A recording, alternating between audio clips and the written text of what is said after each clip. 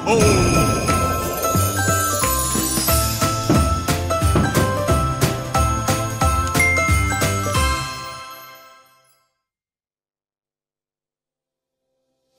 Dalam 2 hari mendatang, pemerintah akan mengadakan penyesuaian tarif pajak dari yang sebelumnya 11% menjadi 12%. Kebijakan ini akan tetap berjalan meski memunculkan gelombang protes dari berbagai kalangan. Dampak kenaikan PPN dinilai akan menjadi pukulan berat bagi kelas menengah dan miskin. Menurut kajian Center of Economic and Law Studies, kenaikan PPN dapat meningkatkan jumlah pengeluaran masyarakat. Namun, peningkatan pemasukan pun dinilai minim. Kenaikan PPN juga dinilai akan memicu dampak signifikan terhadap inflasi. Lalu, seberapa jauh ketidakpastian global mempengaruhi perekonomian Indonesia? Apakah 2025 adalah tahun yang cerah bagi dunia investasi di Indonesia? Simak diskusinya hanya di Editorial Review bersama redaktur Detik Finance. Beralih ke Kediri, puluhan pengusaha catering mengaku menjadi korban penipuan. Tercatat, terdapat 72 pengusaha catering tergiur saat ditawari menjadi penyedia program makanan bergizi gratis. Sedangkan program tak kunjung ada kejelasan. Salah satu korban mengaku tertarik karena dijanjikan akan diberi kontrak selama 5 tahun sebagai penyedia makanan. Bagaimana kelanjutan kasus penipuan ini? Cek selengkapnya dalam segmen Indonesia Detik ini bersama redaktur Detik Jatim.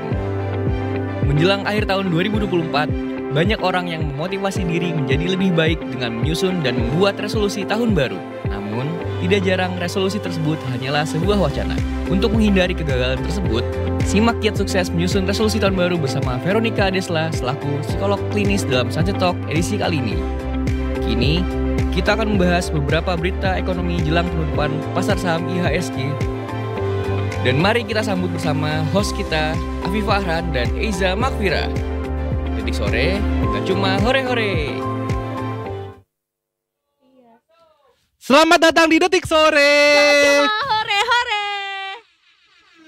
Bersama dengan kita host rasa anggur Shine Muscat yang sekarang sudah boleh dikonsumsi lagi loh. Tadi katanya Patrick, kayak Patrick. Itu kan kata kreatif kita Kak Iya, Irma ya, karena ini memang. Tapi emang hijaunya iya sih, hijau anggur ya. Iya, hijau. Nggak tahu kenapa, mungkin kalau aku kan punya minat terhadap buah-buahan. Karena the first time gue makan anggur Shine Muscat tuh gue kayak, apa ini? Anggur yang hijau itu kan? Iya, Tapi dia iya, lebih iya. kecil gak sih? Enggak ya? Enggak, lebih gendut, lebih bulat. Jangan body shaming dong. Maaf. Tapi good. Bukannya dia gendut in lebih a good- kecil ya? No Kak, justru dia gede banget. Sorry. Nah, dia tuh Anggur Shine Muscat. bersinar. Shine, ya. Tapi apakah Shine itu nama mereknya ya? Pokoknya Oh enggak, emang Muscat. anggur Shine Muscat Ya kan? Nah, terus itu tuh ada momen-momen pas dia baru happening banget masuk ke Indonesia. Itu tuh mahal banget, Kak. Emang ini dari luar negeri dia? Itu dari luar negeri. Oh. Gitu. Laut imigrasi aman gak ditahan? Ya tinggal bayar pajak. Gak tahu. Nah, tapi sekarang udah mulai terjangkau, bahkan juga di minimarket Iya, juga banyak tuh udah kok. ada, karena memang udah karena happening, jadi permintaannya banyak kali ya. Sama itu semangka kotak juga ada tuh. Di mana kamu? Ada semangka kayak kotak gitu. Kau belanja di mana sih? Fancy banget ada semangka kotak. Enggak lewat doang dari luar tokonya. Wih, semangka kotak tuh gitu. Itu pasti yang kayak toko buah yang bahasa Inggris gitu ya. Iya benar. Ya kan? Mm-mm. Kalau ini mah Masa udah ada tumbuh-tumbuhan di apa? Toko buah masa tumbuh-tumbuhan. Tapi itu ada di supermarket juga ada banyak. Ada supermarket yang biasa aja, bukan yang harus produk-produk impor juga udah ada. Bahkan harganya menurut aku ya lumayan lah. Wajar lah. 30 something ribu setengah kilo. Jadi masih Terjangkau. Masih terjangkau. Tapi itu nggak kena pajak PPN 12% kan? Aku nggak tahu ya. Kan kita kemarin sempat bacain tuh yang Nah, list-list yang memang masuk ke pajak 12% tuh apa aja. Apakah makanan Ada yang masuk premium, makanan premium. ada yang premium, Iya. Tapi karena impor mungkin sih. Tapi nggak apa-apa, biar kita makan buah lokal aja. Iya. Ya kan? Cintailah buah-buah lokal. Tapi kita cek dulu kalau anggur di Indonesia ada di mana aja. Enggak, kalau misalnya masih bingung Za, nanti kita tuh di editorial review kita ada Mas Fadli selaku redaktur Detik Finance, dan kita bakal ngomongin soal Kaleidoskop 2024 termasuk yang pajak ini juga yang masih Betul. jadi pertanyaan juga Detikers. Ini kena nggak? Itu kena nggak? Listrik kena nggak? Begitu. Betul. Sama termasuk juga katanya memang pajak Australia. kita itu Australia tuh negeriku. katanya kok negeriku kanguru. Emang Gak tahu gak sih? Australia bukan negeriku ya? Kan yang nyanyi orang Indonesia, kenapa dia ngaku-ngaku dia dari Ya kalian kuliah di sana. Australia? Apa kata pemerintah kenapa?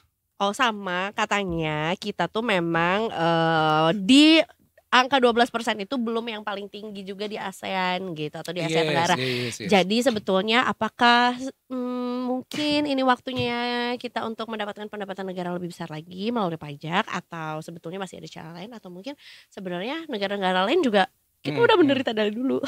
Mungkin ya. Dengan Tapi kan pajak yang dari tinggi. PPN 12% ini nanti itu bisa, kalau menurut gue ya, bisa mempengaruhi sedikit banyak resolusi kita di 2025 loh. Iya nggak? Kayak lu sih. mau nonton konser kan ini Iya. banyak banget penyanyi-penyanyi papan jalan, sorry, maksudnya penyanyi internasional kayak Iya. Maroon 5, terus Iya, Linkin iya. Park, terus Green Green Day, ya kan? Day. Ya kan tiba-tiba udah nabung nih, udah siap-siap mau nonton, Iya. atau ya tau-tau harganya naik. Betul, makanya mungkin juga ya itu sama dengan kasusnya kayak beberapa waktu lalu aku sempat bilang teman-temanku ada yang memperchase barang-barang mewahnya di akhir tahun ini, ada yang beli mobil padahal sebetulnya rencana untuk beli mobilnya itu di tahun depan, ada yang update gadget gitu, walaupun sebetulnya juga kayak ya penting gak penting tapi lebih ke arah kayak daripada tahun depan malah naik. Nah gitu. itu daripada lebih mahal begitu kan Tikers. Tapi tenang aja nih Za, kalau malam tahun baru ini kita itu bisa naik LRT Jakarta cuma 1 perak. Nah ini kayaknya untuk bikin kita yuk selebrasi dulu sebelum semuanya naik. Sorry tadi maksudnya Australia Negeri Wall. Australia Negeri Wall ya, katanya. Oh. Penting banget sih ya. Gak apa-apa biar konfirmasi aja ya. Suka penasaran. Selamat untuk merayakan tahun baruan untuk wargi Besok. Jakarta ya, yang mungkin juga berniat untuk ya Mau jalan-jalan. jalan-jalan, atau mungkin juga katanya ada beberapa titik pesta rakyat juga, termasuk salah satunya adalah di Bundaran HI. Jadi ada hiburan juga di sana dari kalau dari Bundaran HI Pemkot lah ya, dari Pemkot Jakarta. Iya, lah dari ya, situlah. gitu, ya. Karena LRT ini memberikan layanan spesial di malam tahun baru. Dapat diakses dengan harga tiket Rp1 saja. Selain itu, operasional LRT Jakarta juga diperpanjang hingga dini hari pada tanggal 1 Januari 2025 besok. Dilihat dari unggahan akun Instagram resmi @LRTJKT, dijelaskan naik LRT Jakarta saat tahun baru harganya cuma 1 perak. Oke. Mode pembayaran bisa menggunakan kartu uang elektronik atau aplikasi uang elektronik selama tanggal 31 Desember hingga 1 Januari 2025. Nah, soal jam operasionalnya nih Za, itu akan diperpanjang dari 31 Desember pukul 5.30 WIB hingga 1 Januari pukul 2 pagi WIB. Oh, karena biasanya LRT terakhir itu di menjelang tengah malam. Menjelang tengah malam. Sekarang diperpanjang sampai jam 2 pagi Yes, ya. jadi habis muter-muter Jakarta ya itu tadi biasanya Bundaran HI itu ada. Ya. Monas biasanya juga rame. Jadi ya Detikers pun yang mungkin belum pernah naik LRT kayak gue gitu Za, bisa naik, bisa nyoba, bisa ngejajal. Dan tentunya juga penumpang LRT Jakarta juga diimbau untuk menyiapkan kartu uang elektronik ya, seperti Flash, Breezy, Tapcash, Jaklingko Card dan sejenisnya, atau aplikasi uang elektronik seperti aplikasi Jaklingko atau Link aja. Mengingat juga sekarang LRT kan udah semuanya cashless, dan juga kalaupun nggak cashless bayarnya gimana kalau 1 perak ya kan? Gitu. Termasuk juga ini aku punya beberapa titik untuk Apa tuh? tahun baruan. Ini juga udah diupdate sebetulnya sama teman-teman Detik News juga. Jadi kalau misalnya mau tahun baruan, opsi pertama ada wisata malam Pekan Monas. Oke. Ini dari tanggal 30. Oh, berarti dari hari ini juga udah mulai. Ayo ke sana. Kerja dulu. Lupa masih ada cicilan. Ke- Terus, Biasanya tertawa yang paling keras itu adalah karena fakta ya. iya, karena dari dalam hati, Betul, dari dalam bawah betul, sadar. betul. Terus. Jadi ini wisata malam Pekan Monas itu mulai dari hari ini, dari jam 8 pagi tadi dan sampai tanggal 31 Desember alias tahun baruan di sana. Akan ada air mancur menari, ada video mapping, ada berbagai acara hiburan musik juga, bazar UMKM, dan juga malam puncak tahun baru dengan tema Semarak Jakarta Mendunia ya. Kemudian ini berbayar tapi sesuai harga tiket masuk Monas ya. Jadi Oke. tidak ada harusnya sih tidak ada kenaikan harga ya gitu, tapi jadinya ada aktivitasnya. Terus ini juga menurut aku cukup menarik. Apaan tuh? Yaitu adalah Jakarta Light Festival Kota Tua. Oh, yang di apa tuh? Video Ya, mapping juga. Video mapping ya. Ke gedung. Fathahillah. Nah, betul. Ya, museum, iya, betul. Museum Fathahillah. Betul. Ini udah happening juga dari hari ini ya, dan tentunya juga sampai 31 Desember sampai tahun baru. Jadi akan ada light show, video mapping, festival musik, berbagai acara hiburan, tentunya juga kafe-kafe, resto-resto di sana juga pasti buka. Pasti banyak yang jualan juga, dan ini gratis dan dibuka untuk umum. Wow. Gitu. Terus ada lagi. Pasti Ancol. Bukan. Oh, lagi. Yang segini nih. Kecil. Mini. Oh, Taman Mini. Gua ngerti lagi. Sorak-sorai Fest di Taman Mini ya. Ini lokasinya ada di Istana Anak-anak Indonesia TMII. Akan ada festival musik, seni, kuliner sampai pesta kembang api. Wow. Terus ini berbayar tapi sesuai harga tiket masuk Taman Mini ya. Oke, apalagi bisa? Nah, baru deh Ancol, Yes. udah pasti dong. liburan penuh ceria di Ancol ya, karena ini lokasinya di Pantai Karnaval Ancol Jakarta Utara. Sama sih sebetulnya festival musik, seni, kuliner, pesta kembang api ya.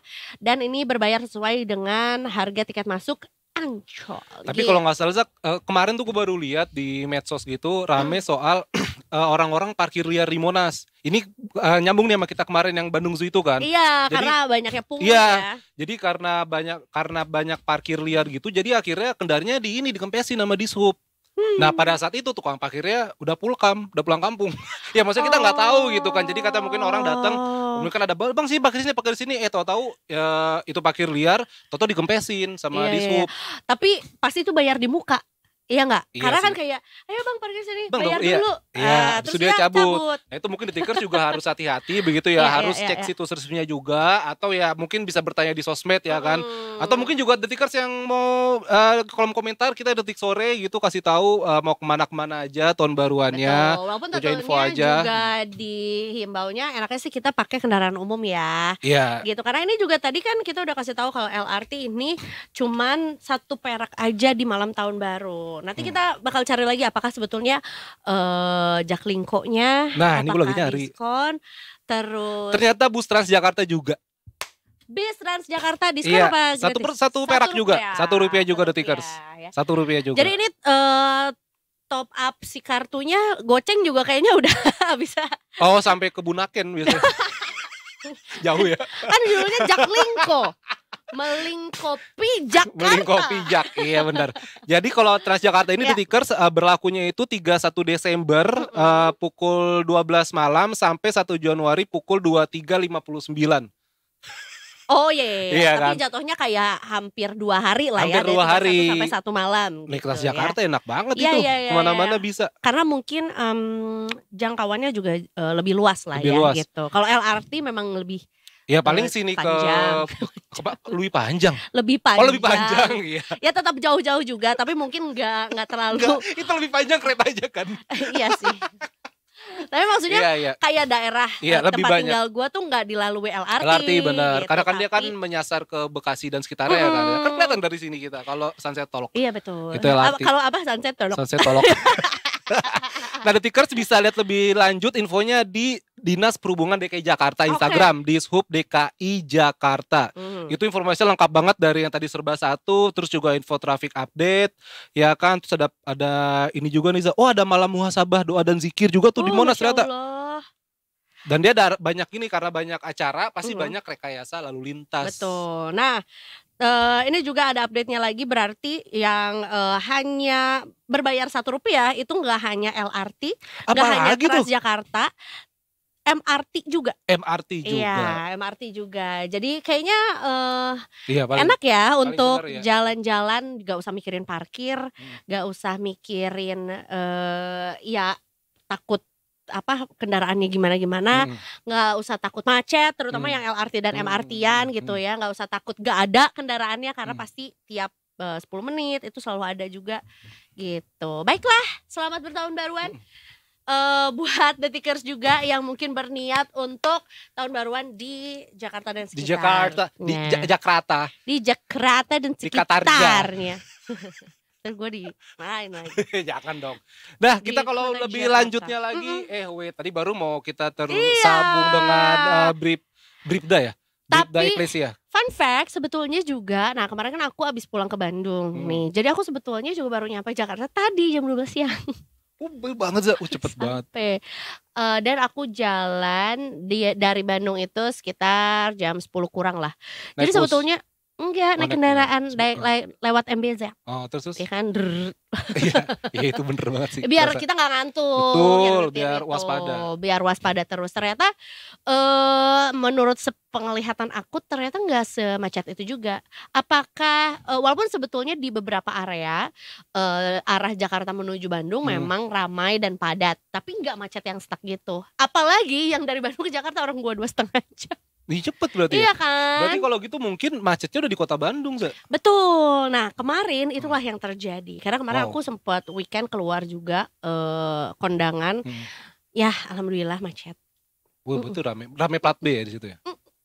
Aku nggak mau menyebut itu, tapi Enggak apa-apa kan, mungkin rame orang Jakarta. tapi maksudnya Kan juga udah tahu pasti. banyak juga sih, nggak cuma dari Jakarta aja gitu. Oh, Termasuk juga mungkin banyak juga dari Korea Selatan.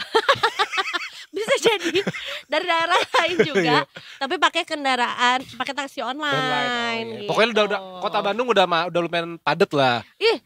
Mau makan donat yang hits ngantri sejam, perkara Seriusan? donat doang, iya. Mau roti yang ada totol-totol macannya ngantrinya sejam, ya mau jajan apa ngantri semua. Tapi kan emang Bandung diciptakan Tuhan saat tersenyum, Za. Maksudnya orang tuh jadi suka kesana. Tapi gitu. sekarang kita jadinya pada saat ke Bandung tersenyum kecut ya.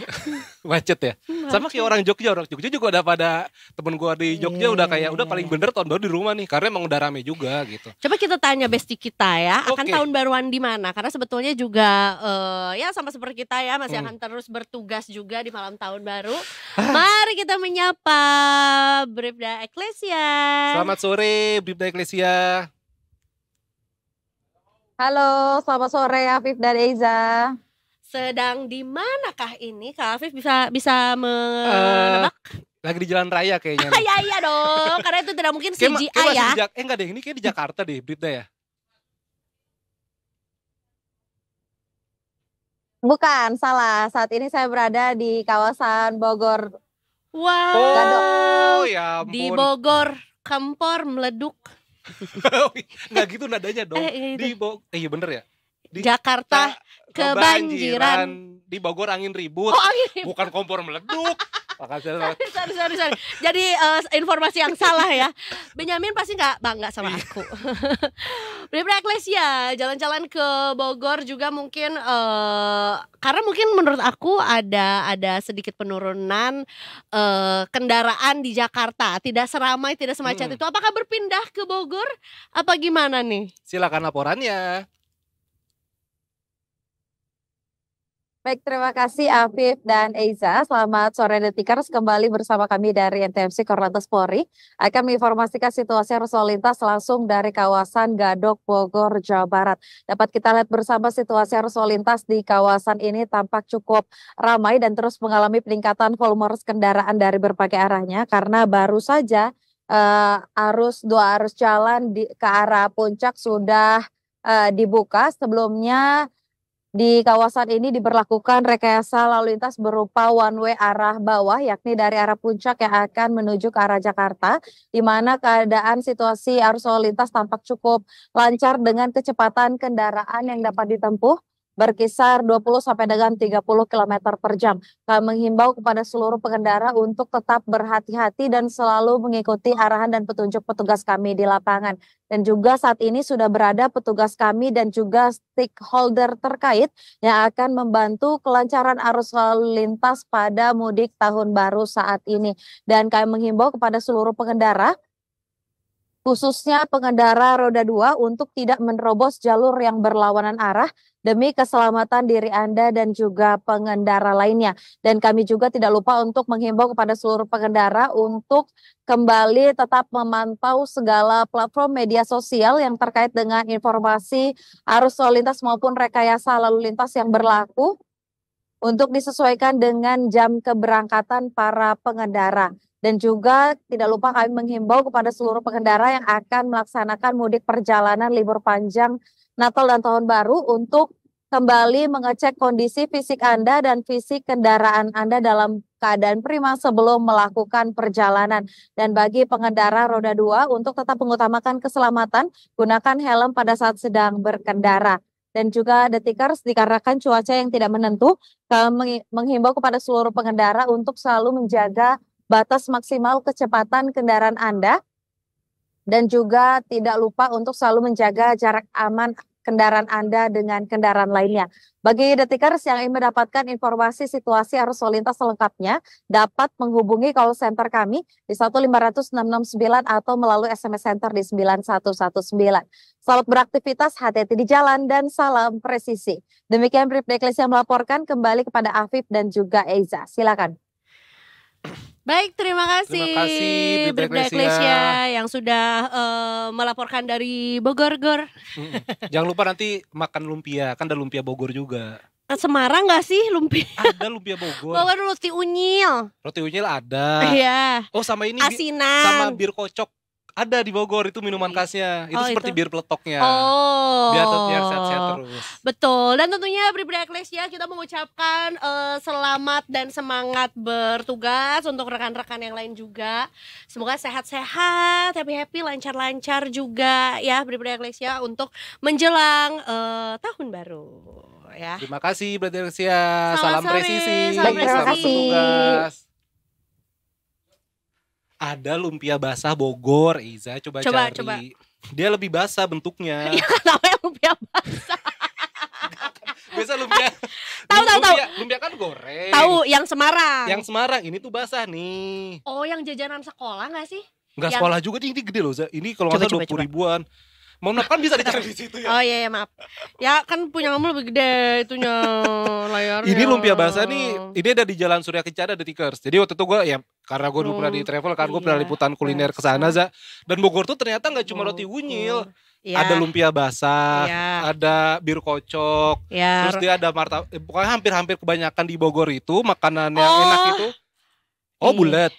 Makanan legend itu ada di Surya Kencana, di depan persis Kebun Raya Bogor. I see.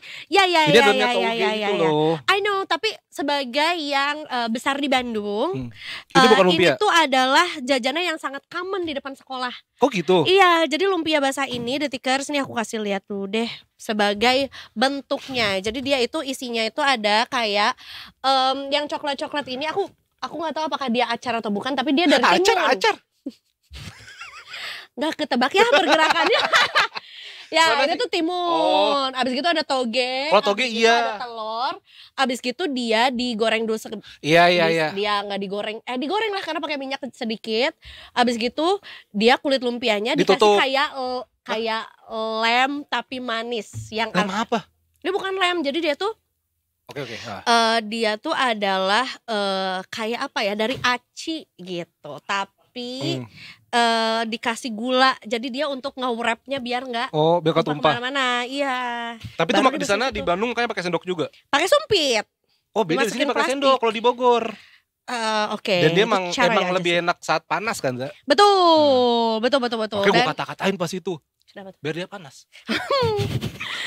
Oh, aku baru tahu itu sebetulnya dari Bogor. Itu ada lumpia Iya, basah. iya. Karena aku selama ini zaman aku SD dia ada jualan. Karena aku kan SD dari SD sampai kuliah di negeri kan. Jadi jajanan-jajanannya lebih broad gitu ya, lebih macam-macam.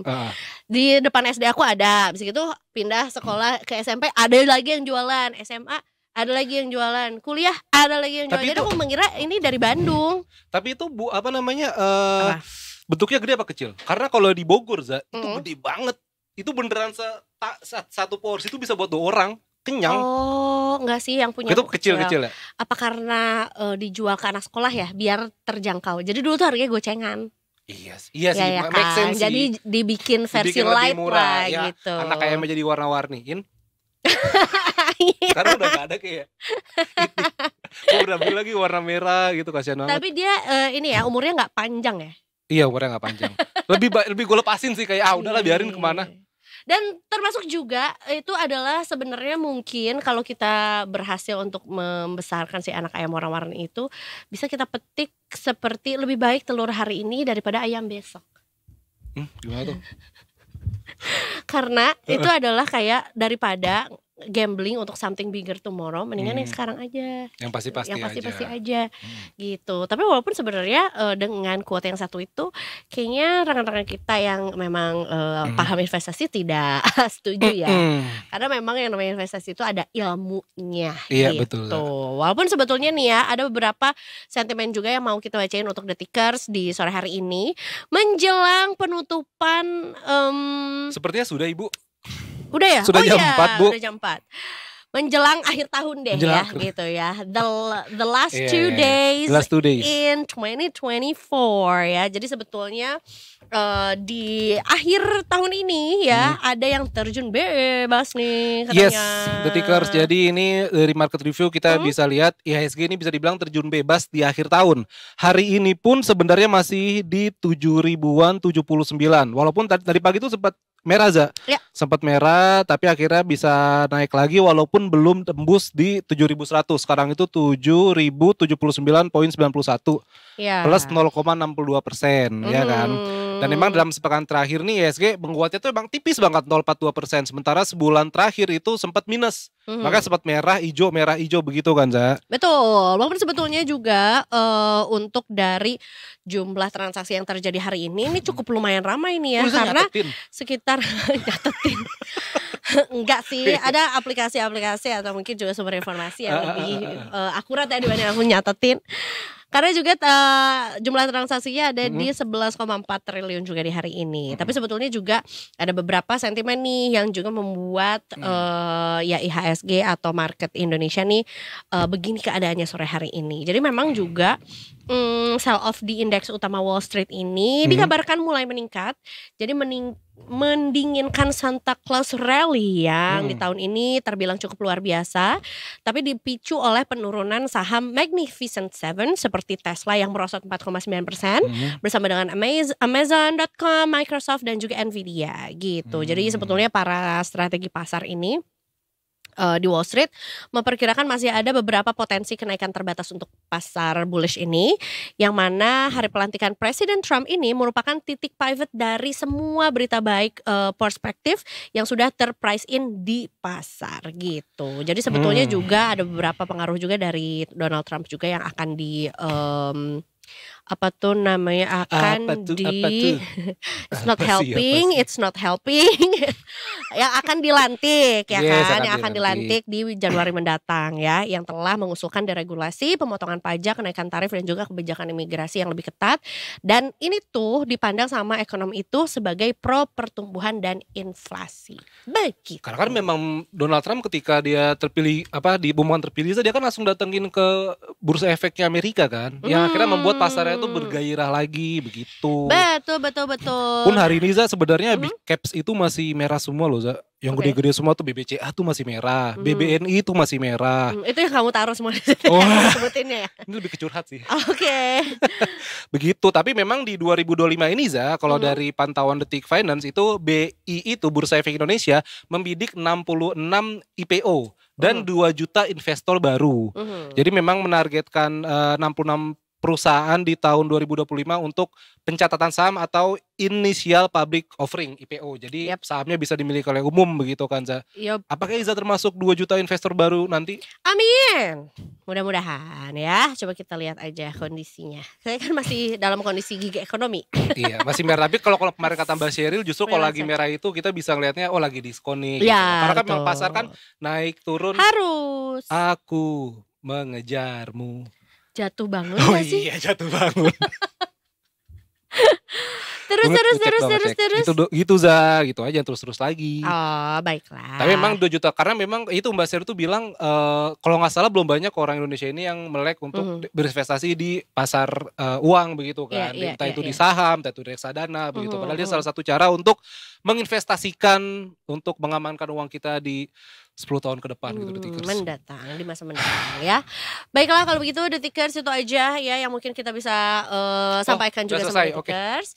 Nanti habis ini kita akan kembali lagi dan berita-berita yang gak kalah serunya juga termasuk nah gimana nih kita mau berinvestasi kalau ternyata tahun depan kita malah dihajar sama pajak yang lebih besar lagi. Ada banyak tanda tanya di masa depan Za. Di 2025. Abis ini kita editorial review, kita akan membahasnya meneropong tantangan ekonomi Indonesia di tahun 2025. Oke, jadi jangan kemana-mana, masih di Detik Sore. Enggak cuma hore-hore. Salah, sorry bab.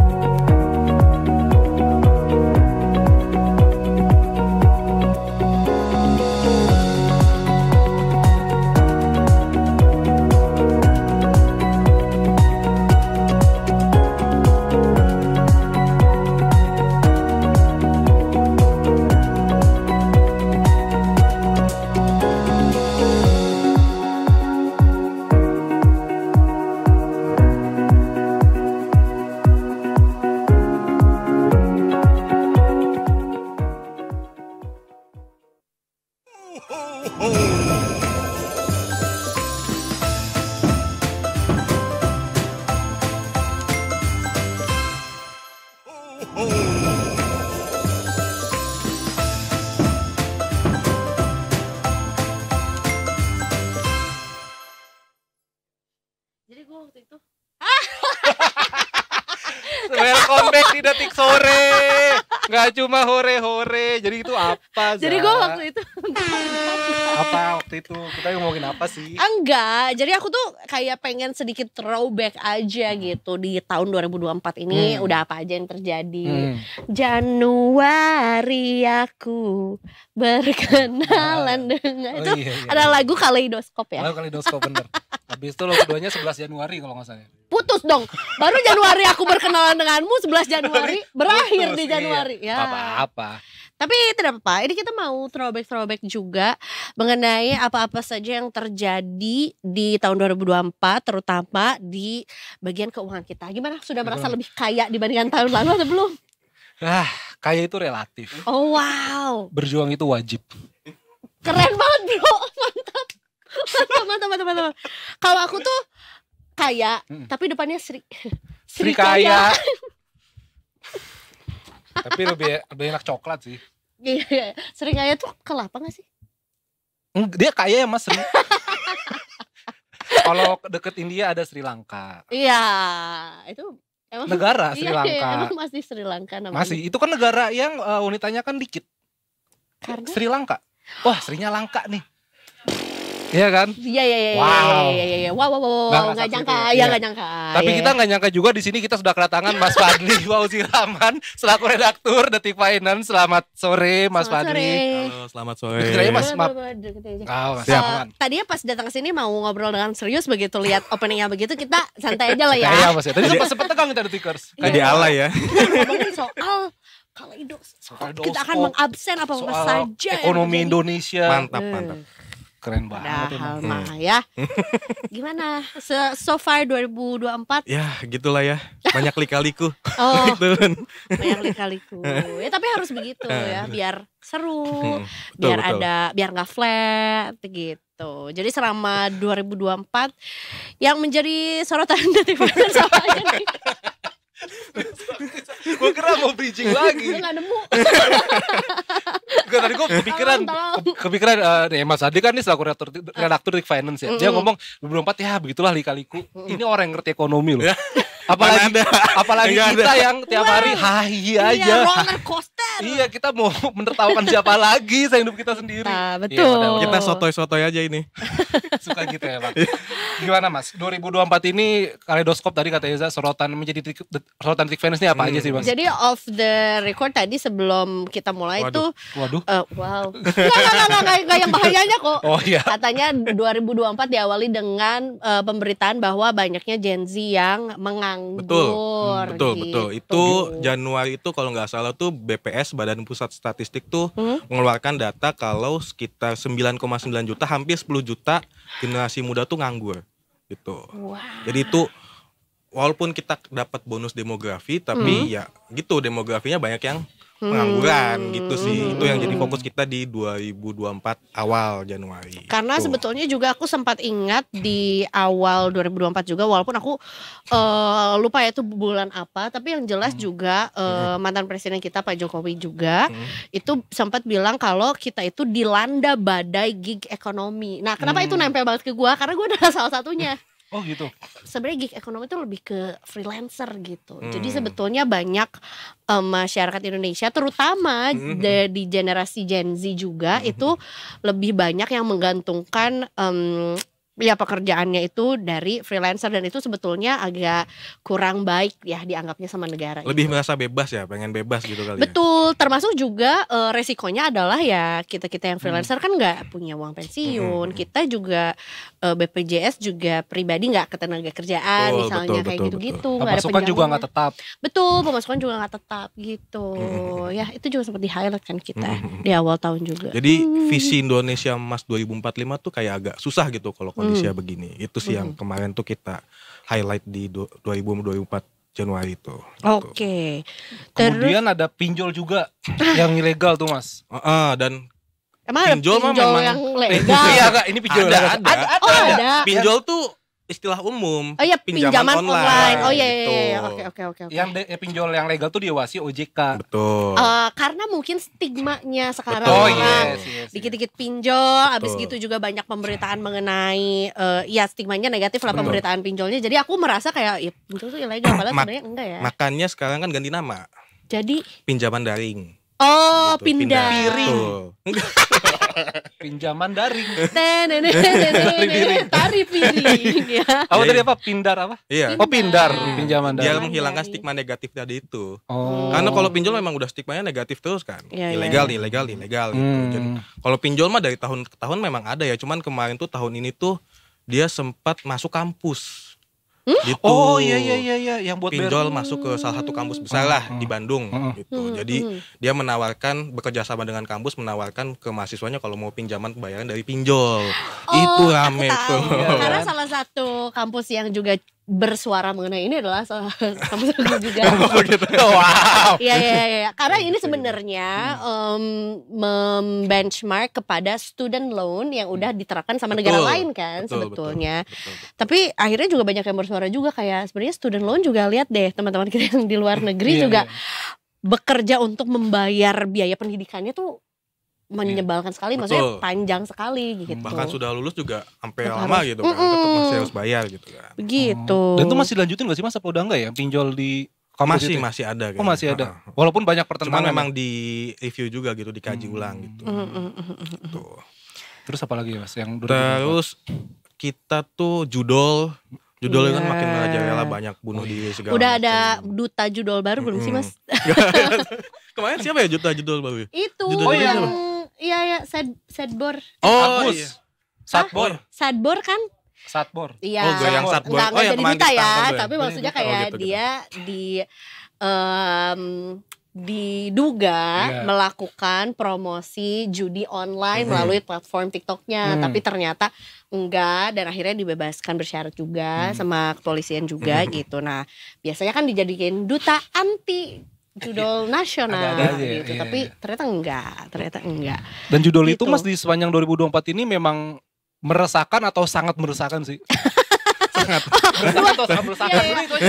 Opsinya kayak A benar, B benar sekali gitu. Sangat meresahkan Tuh, kayaknya. sangat meresahkan. Iya. Masih. Gue kemarin aja bahkan pas jalan ke kantor naik busway. Naik busway itu di depan tuh main judi online. Banyak beberapa Astaga. dua penumpang top up tuh kayak stres gitu tuh mukanya tuh. Benar-benar tuh kejadian tuh di Padahal depan tuh. itu adalah kesempatan untuk mencopot handphone Ternyata dia. masih beneran banyak yang orang pakai baju batik rapih gitu. Main-main kayak gitu juga. Wah itu kacau sih tuh. Jadi don't judge a book by its cover. Don't judge the doll. Judol. Tapi angkanya Mas memang sangat bertumbuh di 2024 ini ya kalau dari catatan Detik Finance. Judul pasti masih bertumbuh ya. Cuman kan kemarin memang pemerintah lagi getol tuh buat ngeberangus. Ya. Dan kemarin juga ada oknum-oknum kan di Komdigi gitu sih. Oh iya, yang ketangkep itu ya. Tuh. Betul, tapi sebetulnya itu ya kita boleh lah memberikan apresiasi juga ya, karena ya angkanya lumayan tinggi Iyalah, yang tertangkap gitu. Lagi yang ketangkap. Betul. Terus sama ini Mas, soal judul juga, ini kan suara rame juga netizen di medsos ini kan bilang kalau ini nih katanya di negara tetangga nih pusatnya nih ya kan. Ya betul. Itu isu seperti itu seperti apa Mas? Kalau melihatnya? Memang benar sih. Memang kan biasanya tuh dari negara-negara sebelah tuh tetangga, nanti mereka tuh pusatnya di sana. Tapi memang di sini juga memang ada yang main juga. Buktinya kan beberapa kali digerebek tuh di rumah-rumah pusat judi, dijadiin tempat markas mereka gitu. Ya memang banyak di sana, dari lahirnya tuh dari negara-negara sana. Memang yang di sini pun biasanya tuh yang menjalankan orang-orang sana juga, ada orang sananya juga gitu.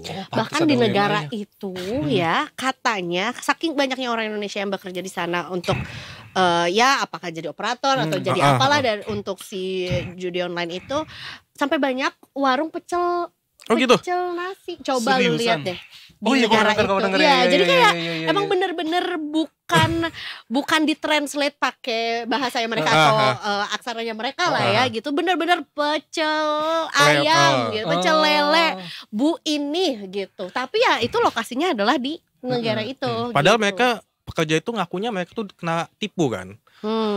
Kan ngakunya kena tipu, tapi kalau dari pihak negaranya sendiri tuh mereka bilang enggak kok, enggak cuma sekedar kena tipu gitu, tapi merekanya juga memang kepengen gitu kerja.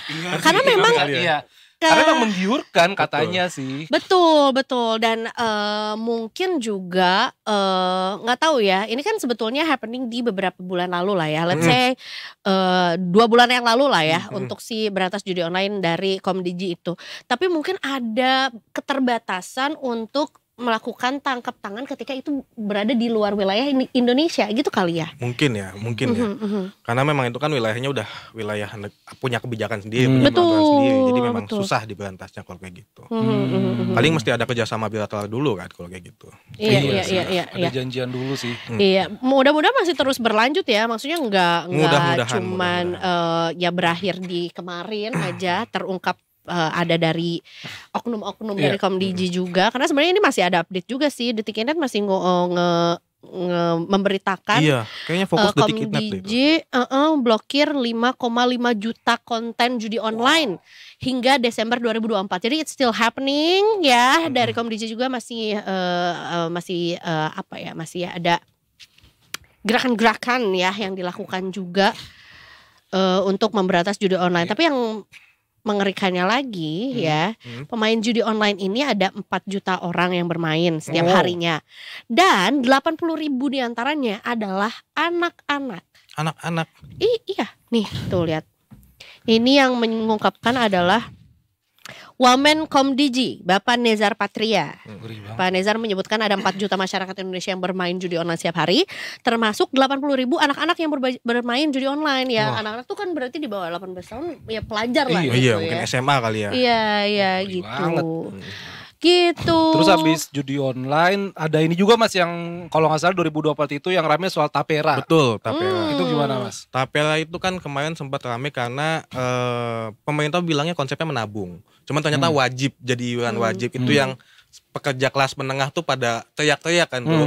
Gaji dipotong lagi nih, udah banyak potongan, BPJS segala macam, iuran segala macam, PPH gitu. Sekarang ditambah ada tapera. Padahal tapera kan singkatan dari tabungan perumahan rakyat gitu.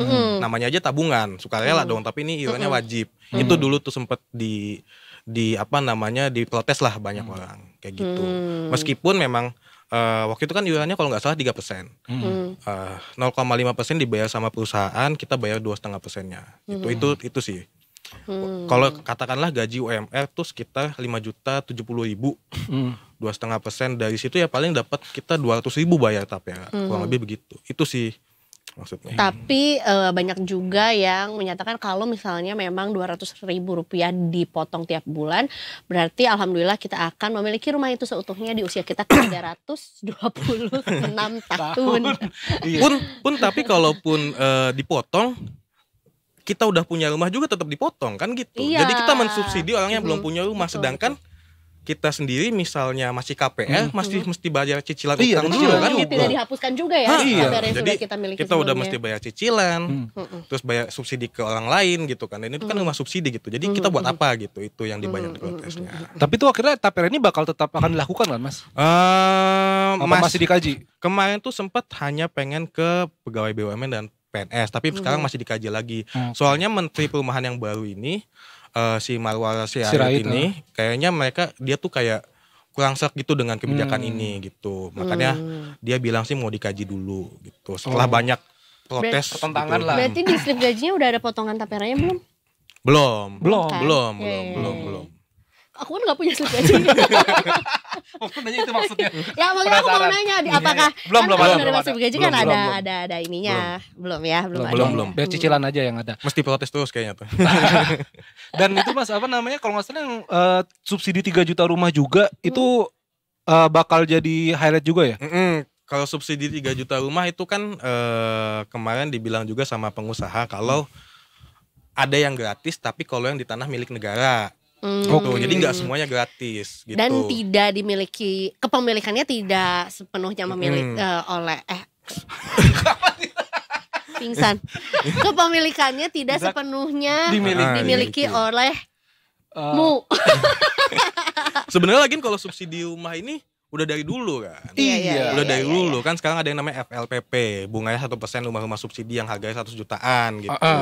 Jadi orang cuma bayar itu 900.000 per bulan, 1 juta sebulan gitu. Sebenarnya udah ada, cuman dilanjutin aja. Oh dilanjutin.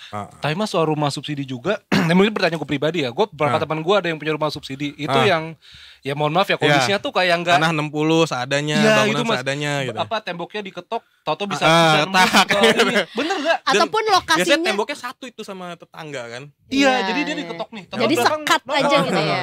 Ataupun juga lokasinya yang Jauh sekali. banget. Kemudian aksesibilitasnya jalannya juga kurang baik gitu, tidak dilalui transportasi umum dan segala Apakah itu macam. bakal dikaji lagi Mas? Kayaknya enggak. Ya. Ya kalau pengen Maksudnya beli nggak murah ada- ya udah begini gitu iya, kan. iya. Yang Ada penting kan harga, punya ada hunian dulu. Oh iya, penting intinya punya gitu, hunian mengurangi dulu. backlog gitu. Oh, oke, penting punya. Ya entar kan kedepannya bisa direnov. Kalau nggak salah tuh 5 tahun awal Mas ya, nggak boleh ganti muka, Iya. nggak boleh apa gitu loh Za. Biasanya Jadi nggak boleh begitu. diganti, nggak boleh dikontrakin juga. Cuma nanti setelahnya itu baru bebas. Mau dibikin 10 lantai, it's okay. 10 lantai kayak pensil inul. Tinggi banget rumahnya. Dan abis tapera apa lagi Mas? Habis itu kemarin sempat ada Sritek. Oh Iya. Itu raksasa tekstil Indonesia yang dulunya berjaya, ekspor kemana-mana, akhirnya dinyatakan pailit. Pailit, ya. Itu 15.000 pekerja Sritek tuh terancam gitu nasib. Tapi kita sempat dengar kabar juga bahwa sebetulnya kemarin teman-teman Sritex ya, maksudnya para karyawannya itu Demo, aksi. Iya, beraksi demo juga. Apakah itu sudah terjadi dan ada update terakhir mungkin? Demo masih ancaman ya, belum gitu, karena memang kan kemarin Sritek menyatakan kalau memang mereka mau pengen mengajukan banding lagi gitu kan. Jadi kalau memang nanti masih putusannya masih belum selesai gitu ke MA itu, mereka baru mau demo gitu sih kalau nggak salah tuh gitu. Dan Sritex itu kan karena yang waktu itu kita pernah, gue lupa sama Pocut ya. Waktu itu Hans datang ke sini dengan fans, dia bilang, dia jelasin soal Sritex kalau katanya sih kain kita itu kalah sama Cina yang diimpor karena lebih murah harganya. Dan kebijakan impor. Dan apakah tahun depan akan menjadi evaluasi Mas atau bagaimana dari pemerintah? Harusnya sih gitu ya. Kan selain lebih murah kan karena itu kan banyak yang ilegal gitu kan. Tadi Pak Prabowo juga udah bilang kalau nanti bakal memberantas yang ilegal, bakal lebih galak terhadap impor-impor ilegal gitu. Karena banyak tuh kayak gitu-gitu. Karena kan apalagi banyak yang just tip juga gitu kan, yang just tip Thailand, terus masuk ke pasar juga bal-balan, baju-baju kayak gitu. Itu yang bakal mau diberantas juga, tadi Pak Prabowo bilang kayak gitu sih. Iya.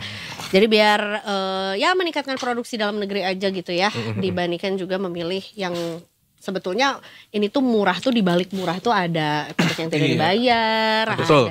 Ada sesuatu Ada dalam sesuatu. something. Hai, agak ditranslate doang ya Kak ya.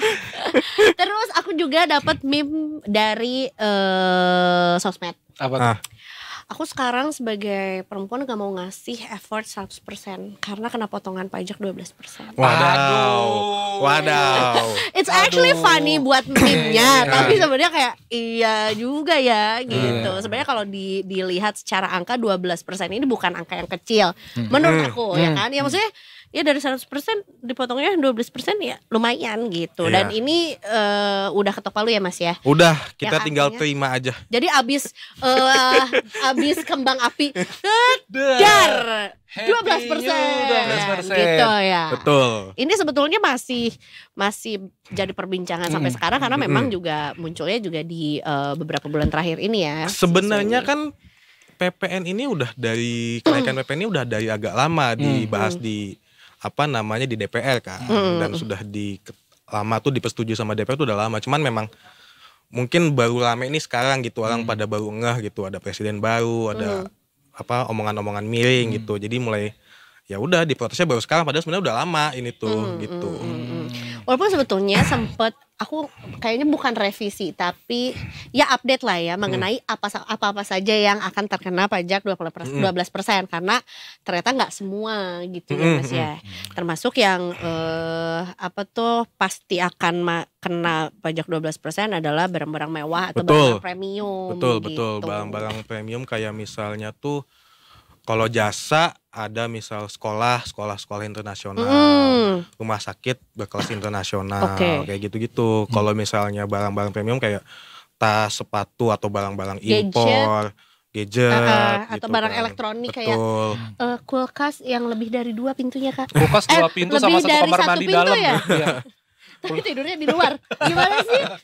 Jadi ini apa ya Mas Irfan? Ya kayak makanan, buah, daging wagyu gitu kan, salmon, ikan salmon, tuna, itu kena tuh nanti tuh. Ini gue juga bukan detik finance nih. Daftar barang mewah jasa dikenakan PPN. Go. Betul. Beras premium, Ya. buah-buahan premium, daging premium, wagyu, daging Kobe, ikan mahal, salmon premium, tuna premium, udang dan krustasea premium, king crab, Krustasea. jasa pendidikan premium, jasa layanan kesehatan medis premium, dan Betul. listrik pelanggan rumah tangga 3.500 sampai 6.600 volt ampere. Betul, Hmm. betul. Berarti kalau listrik di bawah 3.500 enggak. enggak. Karena Karena kan rata-rata orang tuh 2.200-an Mas ya. 3.500 tuh rata-rata lumayan. 1.300 lah. 1.300 sampai ya, 2.200 lah. Oh, Kalau oke. ini yang 3.500 ke atas pada nambah sendiri, bikin pabrik kayaknya. Ya atau mungkin pelaku usaha. Bisa jadi. Itu Kang S kan itunya banyak, Oh iya kulkasnya iya iya. banyak. Banyak. Terus fotokopi. Tahu gak sih apa sih? Iya apa Iya. kayak ruko, Iya, fotokopi. kedai itu tuh kan Iya. sebenarnya alat-alatnya Studio. tuh voltnya Betul. tinggi gitu. Sama ini Mas, gue juga mau tanya, ini sempat jadi perbincangan juga di sosmed. Kayak misalnya daging premium nih, kita lihat saya wagyu ini kena 12%. Betul. Dan orang-orang tuh ya correct me if I'm wrong Mas ya. Orang bilang oke nih wagyu kena, tapi kan wagyu emang dinikmati oleh menengah ke atas atau Ya. mungkin orang kalangan atas lah. Tapi kan si wagyu ini kan yang nyari yang mengolah dagingnya dalam prosesnya kan masyarakat ya, mungkin dia peternakan begitu kan, dan itu mungkin nanti jasanya juga lebih mahal. Bener nggak sih Mas kayak begitu?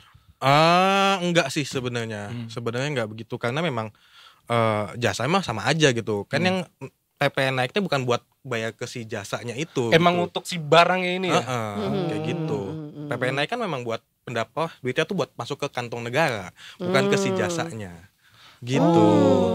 Dan sama rame soal PPN dan PPH. Iya, betul. Itu Oh bisa jelas masih banyak yang bingung mungkin. Iya, masih iya, bingung. Ya kan kalau PPN namanya PPN tuh pajak pertambahan nilai. Nilai. Jadi pajak yang ditarik dari transaksi jual beli barang-barang gitu kan. Kayak beli barang apa nanti itu namanya PPN. Kalau PPH kan pajak penghasilan yang ditarik dari gaji setiap pekerja. Itu sih bedanya. Jadi kalau PPH ditariknya langsung otomatis dari slip gaji gitu misalnya ada.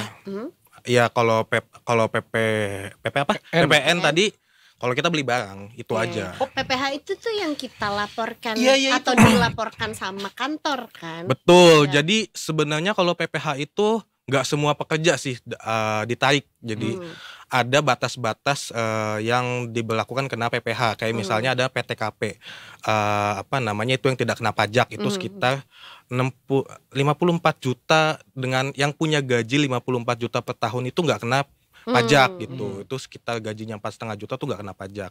Tapi di atas itu ada yang 60 juta. Pokoknya ada tier-tiernya nantilah. Nanti tuh ada kena 5%, nanti 10%, 15%. Jadi makin beda-beda. gede nilainya, makin gede pajaknya juga. Betul, makin gede Termasuk gaji. juga apakah memiliki tanggungan Betul, juga ya, betul. gitu. Kayak misalnya udah nikah gitu atau jadi istri nanti dipotong pajaknya gimana itu beda-beda gitu. Jadi kalau ibu rumah tangga ya nggak kena pajak gitu. Ya, tapi maksudnya kalau suaminya 3 miliar setahun ya Nah, iya. pajak tetap. Berarti PPh itu memang pribadi, PPN itu dipukul rata Betul. gitu. Ya, gitu, Kalau gitu. PPh tuh beda-beda lah. PPh tuh Betul. beda-beda. Jadi walaupun sebenarnya ini juga ada perdebatan yang mungkin yang banyak akan mendebatkan ini adalah para Gen Z dan juga millennials yang sudah Yes. capek kerja dan butuh hiburan, dan mencari hiburannya itu adalah di platform Betul. streaming. Seperti contohnya adalah kita sebut aja ya, Iya. Netflix, kemudian juga Spotify dan ya macam-macam lah ya, streaming lagu, streaming musik, streaming film, YouTube Premium misalnya, itu juga akan kena pajak 12%. Betul. Pokoknya kemarin iCloud baru naik harganya ya, sekarang Naik lagi. Dan ini bisa dibilang barang premium berarti nih Mas? Kalau Iya, karena kan dari luar juga ini. Betul. Oh iya kan. mereka Dan sebenarnya juga dari luar. bukan kebutuhan primer juga sih. Iya sih benar. Walaupun karena sudah sering melekat sama kita, Tapi sekarang jadi apa-apa berasa. dibayar, Za. Iya, Buat nonton bola aja harus langganan. Iya, Dulu kan benar, nonton bola benar, di benar. TV kan harus Oh, gitu ya? langganan. Iya, Iya. iya. Terus sama ini Mas, kita oke lah, kita mungkin ya kita juga salah satu mungkin yang bersuara di medsos kalau wah nih PPN ini 12% pasti memberatkan begitu kan, Za. Banyak potongan lagi. Ada nggak sih Mas sebenarnya di balik ini nih 12% ini untuk apa sih pemerintah untuk memakai langkah? Iya, fungsinya buat apa sih? gitu. Dan apakah dirasakan langsung oleh masyarakat begitu? Dampak positif mungkin ya. Mungkin pertama mungkin dia bisa menjaga inflasi kali ya. Jadi tingkat inflasinya tuh bisa terjaga bahkan naik. Kalau inflasi terjaga kan kemungkinan daya beli masyarakat juga naik gitu. Konsumsi masyarakat naik. Habis itu selain itu mungkin biar menekan pemerintah untuk naik utang baru. Biar tidak memberatkan APBN. Kayak gitu dua. Terus bisa juga kalau dilihat dari berkaca dari kenaikan PPN sebelumnya, dari 10% ke 11% itu bahkan data dari Kemenq mengklaim kalau sektor tenaga kerja juga malah naik gitu. Jadi makin banyak orang yang dapat kerja dari situ. Setelah di awal tahun menyebutkan bahwa ada 10 juta Gen Z yang tidak memiliki pekerjaan, sekarang sudah diupdate lagi bahwa sebetulnya enggak kok, di akhir tahun ternyata sudah lebih banyak yang terserap tenaga kerjanya. Jadi perkiraan Kemenq ini adalah kalau memang nanti PPN naik jadi 20%, 12%. 20% kita udah kayak serangan jantung mini. Kaget. Jadi sektor tenaga kerja tuh bakal lebih naik lagi gitu loh. Iya. Kemenq mengklaimnya seperti itu. Sempat ada pernyataan atau mungkin bisa diprediksi nggak sebetulnya perubahan ini atau ya kemajuan ini bisa kita rasakannya dalam berapa tahun atau mendatang gitu? Mungkin nggak cepet ya, mungkin bisa 2 tahun, 5 tahun juga bahkan baru bisa kerasa kayak gitu kalau dari kenaikan PPN. Itu sih. Kalau dalam setahun ini paling ke kantong negara doang gitu, bukan ke kitanya biasanya. Kantong kamu, bukan ke kantong aku juga. Sama soal PPN. Nambah kok ke kantong mata. Aduh. Pikiran kita. Gak berani Nggak ya? bercandanya. Tapi juga soal PPN 12% ini Mas, ada kalau nggak salah 14 kado insentif. Betul. Yes. Apa sih itu Mas? Jadi selain memungut PPN lebih tinggi, pemerintah juga mengantisipasinya dengan memberikan insentif. Ada banyak tuh insentifnya. 14 lah kurang lebih. Coba kita Mulai dari absen bantuan ya. beras di 2 bulan pertama kepada 16 juta keluarga itu 10 kg. Terus ada PPN yang ditanggung pemerintah tuh kayak bentuk tepung terigu, gula industri, minyak kita itu 1 tahun. Terus ada kemarin tuh yang ramai tuh soal diskon daya listrik 50%. Oh iya. Jadi kalau kita bayar listrik atau beli token tuh diskon 50% tuh selama 2 bulan. Di awal Januari dan Februari. Oh, tahun depan, oke. Habis itu ada Kalau token listrik itu bisa di stok nggak sih? Ada batas maksimalnya. Ada batas maksimalnya.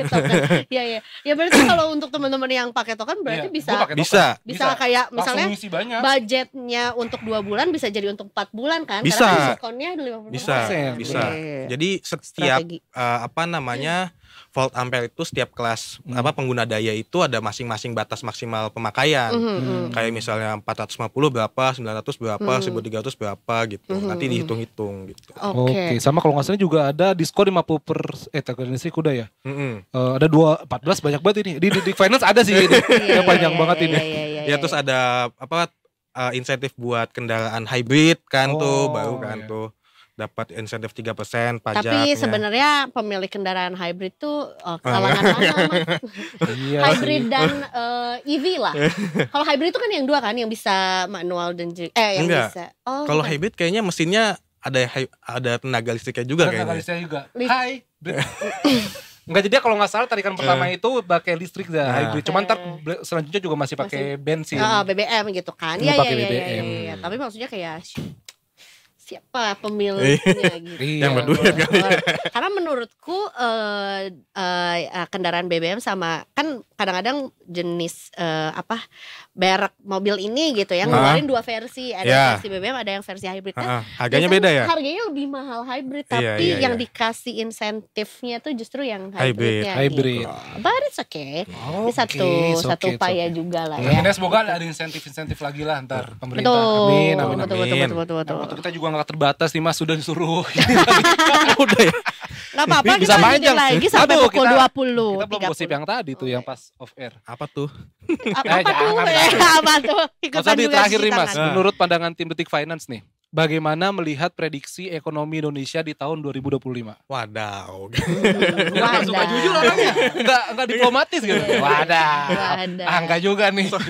Kayak sok tahu nanti nih. Gak apa Mas. Apa ya? Ya kalau dari omongan-omongan pengusaha ekonom itu menilainya tuh 2025 tuh stagnan. Jadi agak melandai. Stagnan tuh dalam arti ekonominya tumbuh di 5%. Kenapa? Karena kan ada 2 faktor yang memengaruhi, faktor luar negeri global dan dalam negeri global tuh kayak ada gejolak perang dan lain-lain, konflik gitu kan. Terus ada harga minyak dunia.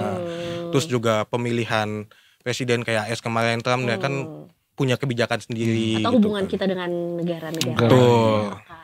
Hubungannya membaik atau kemarin gak dibalas WA-nya? Terus kalau dari dalam negeri tuh misalnya ada kayak tadi kenaikan PPN, kenaikan UMP itu kan berpengaruh. Soalnya kan sebenarnya ekonomi Indonesia tuh ditopang paling banyak sama konsumsi rumah tangga, konsumsi masyarakat gitu. Jadi kalau semakin banyak masyarakat tuh belanja, ngeluarin duit, ekonomi bisa terdorong gitu kan. Tapi kan dengan adanya PPN naik 12%, sedangkan UMP naik cuma 6,5% kan tidak imbang gitu kan. Jadi banyak yang memprediksi bakal lebih landai gitu. Paling ya sekitar 4,9 sampai 5% lah pertumbuhannya. Jadi memang 2025 mudah-mudahan lebih melek lagi soal keadaan global dan dalam negeri juga, biar bisa tahu mungkin instrumen investasi apa yang paling cocok. Menabung. Tren investasi ya di 2025 apa Mas yang cocok buat orang-orang?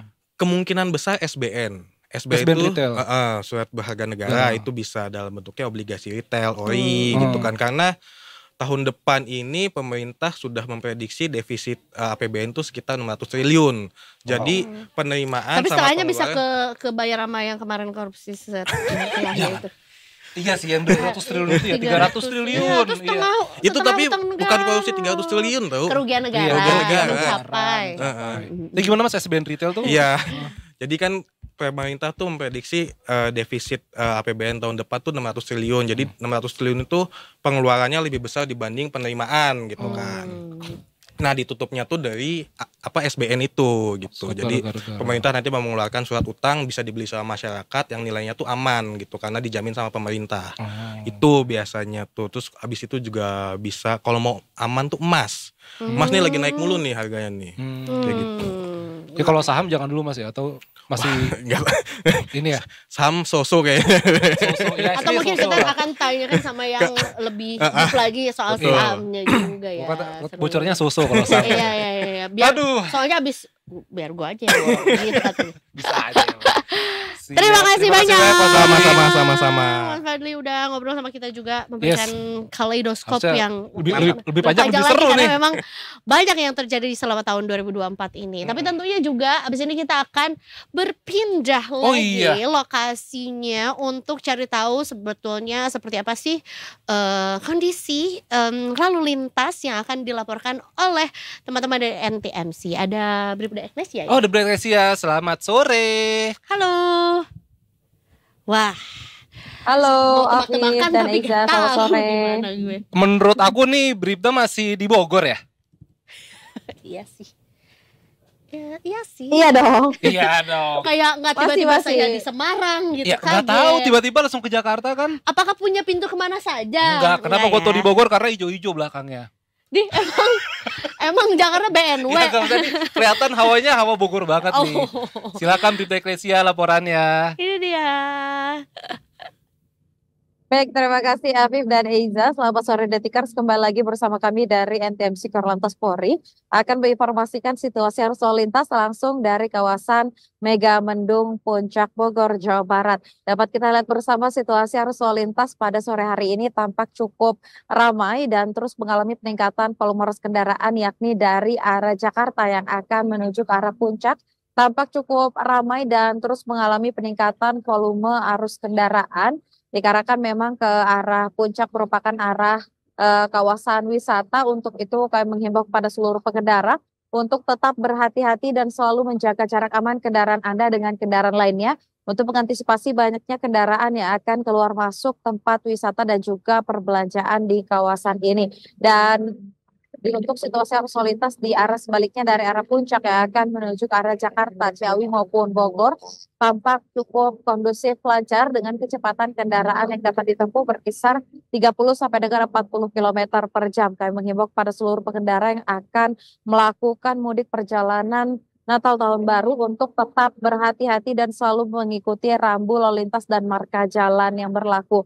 Dan tidak lupa kami mengingatkan kepada seluruh Detikers untuk terus memantau seluruh platform media sosial yang berisikan informasi, situasi maupun rekayasa lalu lintas agar disesuaikan dengan jam keberangkatan para pengendara. Dan tidak lupa kami menginformasikan bahwa dikarenakan cuaca yang tidak menentu, kami menghimbau untuk tetap berhati-hati dan selalu menjaga batas maksimal kecepatan kendaraan Anda dikarenakan banyaknya jalanan yang licin dan juga struktur jalan yang tidak rata akibat curah hujan. Dan bagi pengendara roda 2 untuk tidak menggunakan jas hujan yang berjenis ponco dan juga tidak berteduh di tempat-tempat yang dapat mengganggu kelancaran arus lalu lintas. Dan bagi seluruh pengendara yang akan melaksanakan perjalanan mudik Natal dan Tahun Baru saat ini untuk memastikan kembali kondisi fisik Anda dan fisik kendaraan Anda dalam keadaan prima sebelum melakukan perjalanan. Bagi Detikers yang ingin mendapatkan informasi situasi arus lalu lintas selengkapnya, dapat menghubungi call center kami di 1500669 atau melalui SMS Center di 9119. Selamat beraktivitas, hati-hati di jalan, dan salam presisi. Demikian Bribda Eklesia melaporkan, kembali kepada Afif dan juga Eiza. Silakan. Terima kasih Bribda Eklesia. Selamat liburan nanti. Selamat bertugas. Selamat bertugas. Tapi habis bertugas liburan gak nih Bribda Eklesia kira-kira? Nanti Januari paling. Pokoknya selesai semuanya. Begitu semuanya udah beres liburan baru Bribda Eklesia lepas merencanakan liburannya. Apakah hari ini punya, atau kalau nggak hari ini adalah besok, salah satu kegiatan yang harus di checklist adalah makan jagung bakar di daerah Puncak, Bribda Eklesia? Enggak. Sepertinya akan kita penuhi ya wishlist itu ya. Iya kan. Boleh lah bertugas sambil jagung bakar, boleh banget. Soalnya menurut aku kayaknya jagung bakar Puncak sama jagung bakar Jakarta beda. Iya. Soalnya jagung bakar Puncak di Puncak. Terima kasih banyak Bribda Eklesia informasinya. Selamat bertugas dan salam presisi. Terima kasih Afif dan Eiza.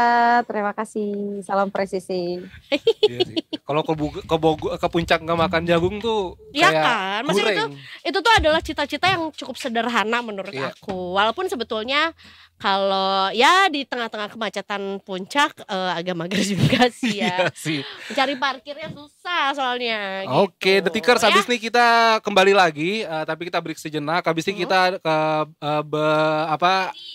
Indonesia Detik ini. Yes, Ini detik ngomongin ini. juga soal makan bermakan. Ini kan Makan-makan. jagung juga sebetulnya jadi salah satu komoditas yang itu tuh punya bergizi, bisa menjadi Tapi protein, iya. pengganti Si, nasi betul. gitu. Nah, tapi sayangnya mau kita beritakan abis ini Mm-mm. katanya ada pengusaha-pengusaha di daerah Jawa Timur juga yang jadi korban penipuan yang diiming-imingi kontrak untuk menjadi vendor makan bergizi gratis. Nah, itu dia, Kok Za. bisa sih? Itu berapa kerugiannya? Terus katanya juga ada 72 loh Detikers. Betul. 72 ini banyak banget. 72 pengusaha Tapi nanti ya. ya kita akan terhubung dengan Mira dari Detik Jatim, tapi kita break sejenak dulu. Betul, masih Jangan di Detik Sore. Kemana-mana Detik sore. Gak cuma ore-ore. Tung nung nung nung. Udah kemana-mana pikirannya.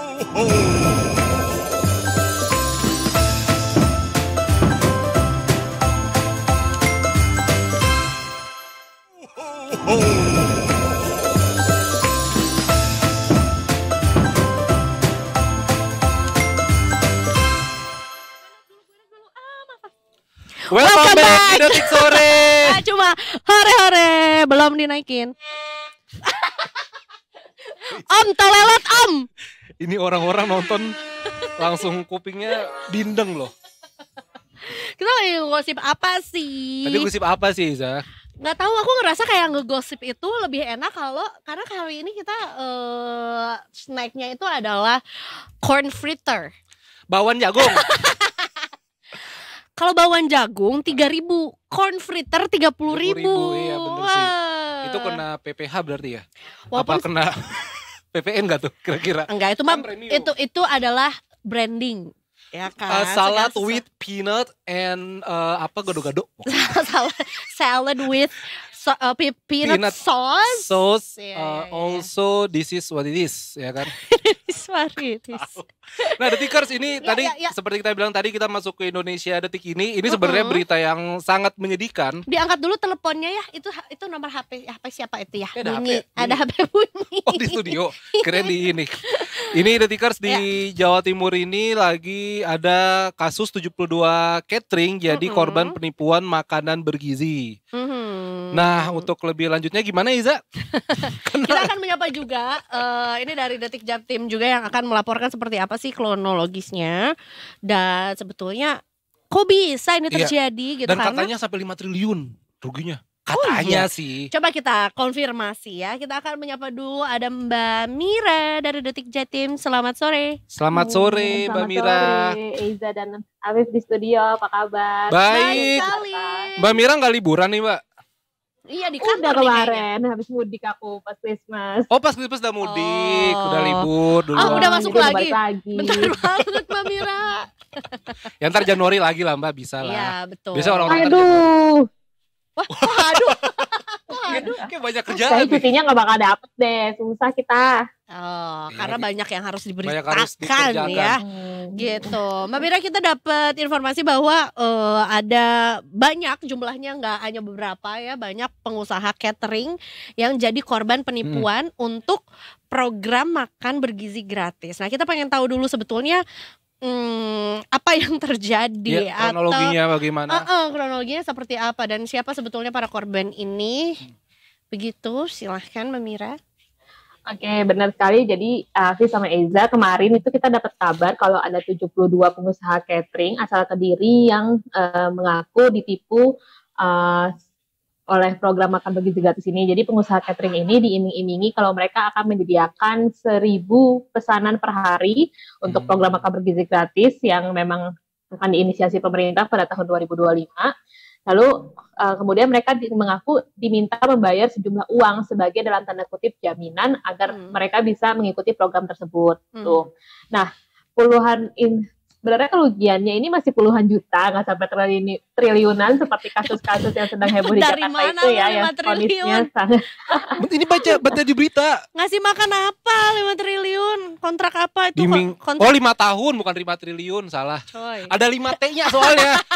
Nah, itulah pentingnya ya teman-teman dan detikers untuk membaca harus dengan membaca cermat dan sampai lengkap tuntas tanpa terburu-buru. Betul. Soalnya buka di HP. Biasa skimming ya, biasa skimming. Terus gimana Mbak Mira? Oke. Nah, jadi sebenarnya ada 72 pengusaha catering yang sebagian besar mereka adalah UMKM gitu ya, dari ibu-ibu pengusaha kantin dan lain-lain. Totalnya ada 72 orang. Kerugiannya satu orang tuh membayar uang jaminan sekitar 1 sampai 2 juta rupiah, tapi mostly rata-rata 1 juta sih. Jadi kerugiannya antara 72 juta rupiah. Nah, mereka kenapa mudah tergiur? Karena si oknum yang mengiming-imingi proyek ini tuh menjual nama salah satu petinggi TNI setempat gitu. Nah, tadi modusnya ya seperti aku ceritakan bahwa para korban diharuskan membayar uang muka sebesar 1 juta rupiah sebagai jaminan keikutsertaan program unggulan pemerintah pusat ini. Nah, setelah kemudian semua korban membayar uang jaminan tersebut, tapi nggak ada kejelasan ini terkait programnya. Makanya kemudian para korban merasa tertipu dan menggeruduk rumah si oknum ini. Nah, makanya video penggeruduk. Nah, ini videonya teman-teman. Video penggerudukan si oknum ini tuh viral di media sosial. Nah, mereka itu menuntut uang mereka kembali lah. Kalau misalnya memang mereka tidak ada proyeknya, tidak jadi gitu, atau misalnya tidak jadi dilaksanakan, mereka meminta uangnya kembali. Karena mungkin 1-2 juta bagi para pengusaha catering ini sangat berarti gitu ya. Tentu. Nah, dari salah satu korban, keterangan korban yang kami dapatkan, ada salah satu pengusaha catering berinisial NM yang mengaku tertarik dengan program tersebut karena dijanjikan akan diberi kontrak selama 5 tahun, bukan 5 triliun nih Kak Afif gitu. Masih diingetin aja Mbak Mira. Orang kepotong 5T, gue langsung 5 triliun nih jalan-jalan nih. Ternyata mereka itu sangat sumringah gitu loh dijanjikan kontrak seperti ini, karena kemarin kan ibu-ibu catering ini juga terimbas dampak COVID gitu ya. Jadi pendapatannya sangat menurun. Terus dengan adanya kontrak 5 tahun, terus juga proyek makan bergizi gratis yang akan menggulirkan pesanan ribuan tiap hari. Kemudian mereka akhirnya bersemangat begitu untuk mengikuti program ini. Makanya betapa kecewanya ternyata mereka ujung-ujungnya hanya dalam tanda kutip menjadi korban penipuan gitu.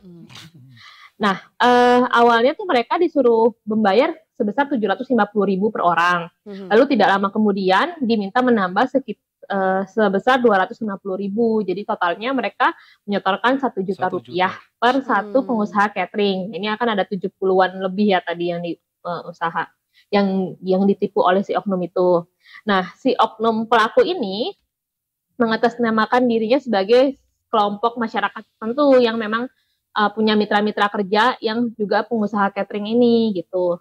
Nah, jadi kita awalnya curiganya sama si Pokmasnya ini kan, berarti si Pokmasnya ini yang kemudian dalam tanda kutip menggelapkan uang korban. Nah, ternyata kemarin reporter kami di lapangan itu berhasil menemui Pokmas yang namanya dicatut. Nah, menurut mereka itu tuh bukan inisiasi dari mereka untuk pencatutan uang itu. Pokmas ini sendiri namanya Pokmas Manunggal Ciptoroso ini tidak meminta uang dalam bentuk tidak meminta jaminan dalam bentuk apapun, uang ataupun dana apapun. Mereka bilang yang meminta uang ini adalah oknum pengurus sekretaris berinisial M gitu. Dan mereka bilang kalau misalnya Pokmas sendiri itu tidak pernah memenangkan tender dengan pejabat TNI setempat. Jadi itu murni hanya oknum ini yang kemudian mengatasnamakan Pokmas dan mengatasnamakan proyek untuk mengambil keuntungan pribadi gitu Kak Afif sama Kaiza. Mbak Mira, tapi ini yang pengusaha-pengusaha catering ini belum sampai masak kan Mbak? Maksudnya udah kecium bau busuknya duluan gitu kan? Iya, untungnya belum ya, karena mereka tuh bingung gitu loh, kok ini udah cukup lama katanya dimintai uang, mereka sudah membayar uang jaminan, tapi proyeknya yang dijanjikan tidak kunjung-kunjung datang gitu. Itu kemudian mulai kecurigaan warga. Nah, awalnya mereka sempat ke sekretariat Pokmasnya dulu dan mereka menemukan kalau ternyata di sana tuh kosong, nggak ada apa-apa gitu. Akhirnya mereka mendatangi rumah si oknum sekretaris ini. Gitu Kak. Tadi sempat disebutkan juga bahwa si oknum ini sempat mencatut nama perwira TNI. Perwira TNI juga. Apakah sebetulnya sudah ada dari pihak dari perwira TNI tersebut yang angkat bicara gitu ya, Suara ya, mengkonfirmasi. oke. Oke, nah sebenarnya ada dari pihak Kodim Kediri yang kemudian angkat suara terkait peristiwa ini. Mereka bilang kalau ini tuh sebenarnya tidak pernah ada kerjasama atau tender dari pihak Kodim setempat. Ini hanya pencatutan nama tidak baik, dan mereka sendiri katanya belum mendapat perintah untuk mengomentari video tersebut. Jadi mereka hanya berpesan supaya tidak mudah percaya oleh oknum-oknum yang mengatasnamakan orang lain yang belum pasti kebenarannya gitu sih Kak. Tapi untuk keterangan resminya belum bisa dikutip karena memang mereka belum menawarkan keterangan resmi. Tapi tadi ada sempat kabar, tadi sempat ada browsing sedikit ya, aku ternyata sudah ada Kodim setempat yang kemudian mengomentari sepintas terkait video viral ini gitu. Bisa lihat sih di video viralnya sih sebenarnya bahwa sudah ada Kodim setempat yang kemudian sempat berkomentar walaupun memang keterangan resminya belum bisa dimuat gitu. Mbak Mira, ini uang 1 jutanya udah pada kembali apa belum nih Mbak?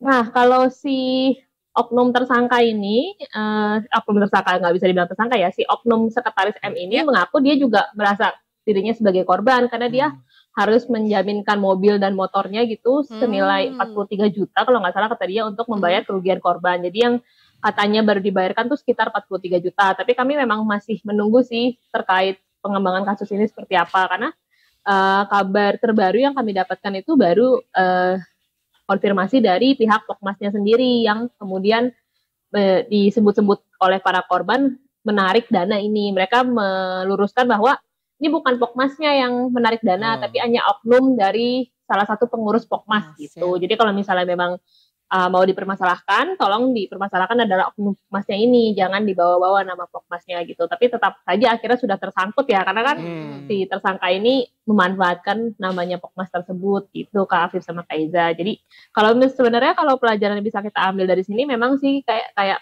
program makan bergizi gratis ini kan memang pemberitaannya sudah gencar dan ini juga selain ini jadi program unggulan pemerintah untuk menyediakan makan bergizi gratis yang sehat untuk anak-anak sekolah gitu, ini juga dilihat sebagai proyek atau ladang bisnis bagi beberapa pengusaha lokal juga kan yang kemudian tertarik untuk mengikuti program tersebut untuk sebagai penyedia makanan. Ya memang sih programnya memang terlihat sangat menjanjikan, tapi memang mungkin ada oknum-oknum yang kemudian memanfaatkan animo masyarakat yang sangat tinggi ini untuk melakukan celah-celah penipuan. Nah, balik lagi kalau semisal ada jangan mudah percaya, kembali lagi konfirmasi juga kembali terkait apalagi kalau misalnya si oknum-oknum yang tidak bertanggung jawab ini meminta sejumlah uang. Kan yang namanya mau dapat proyek bukan kasih duit ya, tapi harusnya mendapatkan uang gitu loh. Iya benar. Nah yang kayak gitu-gitu kemudian harus sangat diwaspadai. Karena modus-modus penipuan kan semakin beragam gitu kan. Bisa. Ya bisa jadi warning atau bisa jadi ya peringatan dini lah ya untuk para pengusaha gitu ya. Karena kan sebetulnya yang dilibatkan untuk program makan siang gratis tidak hanya dari catering aja ya, tapi juga let's say dari para petani, penyedia pupuk bahkan gitu ya. Kemudian juga pihak-pihak lainnya juga biar tahu gitu mana bisa membedakan mana yang sebetulnya memang programnya akan dijalankan, mana yang alasan-alasan pungli. Ini kan sebetulnya jatuhnya jadinya pungli ya Pemerasan, gitu. Pemerasan. Iya. Pokoknya kalau ada yang suruh bayar duluan tuh harus tanya-tanya aja. Betul. Iya. Ya kan, kembali lagi karena kan harusnya proyek ini kan si pengusaha lokal ini kan mendapatkan uang ya, ini malah dimintai uang gitu kan. Jadi sebenarnya sudah agak mencurigakan ya. Uang jaminan gitu. Bahkan harusnya difasilitasi oleh pemerintah ya gitu. Kalaupun misalnya memang mereka harus mengeluarkan modal dulu gitu. Ini sebenarnya juga aku juga jadi bingung ya, ini tuh untuk uang DP untuk kontrak, kenapa ya kan sebetulnya maksudnya iming-imingnya adalah agar dikontrak nih sama 5 tahun harus membayarkan sejumlah uang. Nah uang ini tuh untuk apa kan program betul gitu. Jadi harus kayak misalnya kayak bentuk komitmen pun harusnya tidak sejumlah uang ya, misalnya mungkin surat kerjasama atau surat kontrak ya modal materai mah nggak apa-apa ya betul modal materai jadi memang harus hati-hati karena modus penipuan itu semakin kreatif dan semakin beragam gitu kasus kreatif ya benar betul. Ini berarti akan ditindaklanjuti oleh Polres setempat misalnya atau karena tadi di videonya kayaknya nggak ada pihak kepolisian ya Mbak ya, maksudnya masih kekeluargaan ya. Betul karena kami juga belum dapat konfirmasi sih apakah memang akan diusut oleh polisi pihak yang berwajib gitu, karena belum ada juga yang melaporkan penipuan ini. Mungkin mereka masih menempuh pihak kekeluargaan supaya yang penting uangnya balik dulu gitu sih kayaknya ya. Tapi jadi belum ada berita lanjutan terkait apakah ini akan diusut oleh Polres setempat atau memang akan secara kekeluargaan saja. Karena memang ini kan beritanya baru kita dengar gitu dan lumayan mengejutkan setelah ada video viral penggerudukan rumah si oknum M ini kan oleh para pengusaha-pengusaha catering itu. Mereka kemudian menggeruduk rumah dan meminta pertanggungjawaban si oknum M yang kita lihat di video itu tuh terus berkelit terkait uang jaminan yang telah disetorkan oleh para korban gitu sih. Tapi menurut aku oknum ini akan jatuh dan dia akan kalah karena memang tadi kenapa bisa sampai digeruduk sampai ke tempat tinggalnya karena memang para pengusaha ini adalah ras terkuat di bumi alias ibu-ibu banyaknya. Bener juga sih. Semua ini akan terungkap ya kan. Jadi jangan macem-macem dengan ras terkuat. Dengan ras terkuat di bumi. Betul Mbak Mira, apakah setuju? Betul. Setuju aku sama Kak Iza. Karena surga itu di telapak kaki ibu. Benar. Benar kan ibu-ibu. Berarti surganya banyak. Benar. Boleh juga. Kita tunggu update selanjutnya ya Mbak Mira terkait dengan kasus ini. Tapi mudah-mudahan tidak terjadi di daerah lain ya. Amin. Biar bisa jadi ini harus jadi perhatian bersama ya supaya di daerah lain nggak ada lagi nih kejadian-kejadian semacam ini karena ini merugikan banyak pihak, nggak hanya pengusaha yang jadi korban tapi juga nama pemerintah yang jadi jelek karena kemudian proyeknya bisa dengan mudah digunakan sebagai modus penipuan gitu. Baiklah. Terima kasih Mbak Mira. Terima kasih banyak Mbak Mira informasinya. Salam untuk tim Detik Jatim. Selamat bekerja di akhir tahun. Kan kok bisa libur tadi. Bekerja juga teman-teman. Happy New Year. Dadah Mbak Mira. Terima kasih Mbak. Sehat selalu. Kamsahamnida. Tiba-tiba dari Korea ya. Ngomongin soal Korea juga, Cie. Apa tuh? Kamu lagi nonton apa? Katanya lagi nonton ini series Korea. Enggak tuh kemarin DP terus apa namanya tuh? DP. DP itu apa? P-nya polis itulah pokoknya determination. Bukan, D-nya itu Dewi Persik. No, Demak. Jatuh juga. Jatuh juga. Kalau aku emang ya biasalah. Kalau aku kan ngikutin tren ya. Aku kan go with the flow ya. Aku nontonnya itu game cumi-cumi. Game cumi-cumi. Sotong. Oh iya, squid ya. Iya, sotong ya kan. Sotong banget ini orang. Permainan sotoy. Iya benar. Iya, aku lagi nonton itu walaupun belum selesai sih satu season ya. Satu season, tapi ya cukuplah menjadi hiburan di akhir tahun, ya kan. Iya, tapi kalau resolusi udah buat untuk 2025. Itu dia. Ada sih beberapa yang memang sudah I already have it in mind kayak goals apa karena aku tipe orang yang senang bikin goals kecil bukan goals besar gitu loh yang kayak harus punya misalnya Eiza jadi gubernur DKI enggak gitu ya. Itu lebih ke nggak realistis dan ngapain dia. Kalau goals kecil tuh kayak apa? Goals kecil tuh kayak misalnya tahun depan pengen traveling ke sini sama mamaku gitu. Yang possibility-nya tuh ya 60-70% gitu. Terus pengen muncak gitu. Yang memang modalnya secara badan alhamdulillah masih kuat. Secara waktu ada bulan-bulan tertentu yang memang masih bisa. Jadi bukan sesuatu yang kayak wah grande gitu. Kalau kamu gimana? Kalau gue sebenarnya resolusi itu berarti solusi yang diulang-ulang tau. Kan resolusi. Re itu kan ngulang. Resend, kirim ulang. Resolusi berarti solusi yang diulang-ulang. Kalau repot, pot diulang-ulang. Nah, tapi itulah yang menjadi pertanyaan, apakah resolusi ini menjadi sebuah solusi atau ini menjadi sebuah tradisi yang berulang-ulang gitu aja. Yang tahu-tahu oke, resolusi gue 2025 gue mau ini, tahu-tahu di Januari udah lupa. Betul. Tahu-tahu 2029 kita kan gak ada yang tahu ya kan. Ngedip 2029 ya kan. Waktu berjalan sangat cepat kan. Betul. Nanti abis ini kita akan bahas secara dunia ilmu psikologis juga. Nah, itu dia. Seberapa penting sih bikin resolusi gitu dan sebetulnya apakah kita sudah siap secara mental untuk menghadapi 2025? Betul. Kita akan bahas habis ini ya. Jangan kemana-mana, kita pindah di Sunset Talk. Tetap di Detik Sore, nggak cuma hore-hore.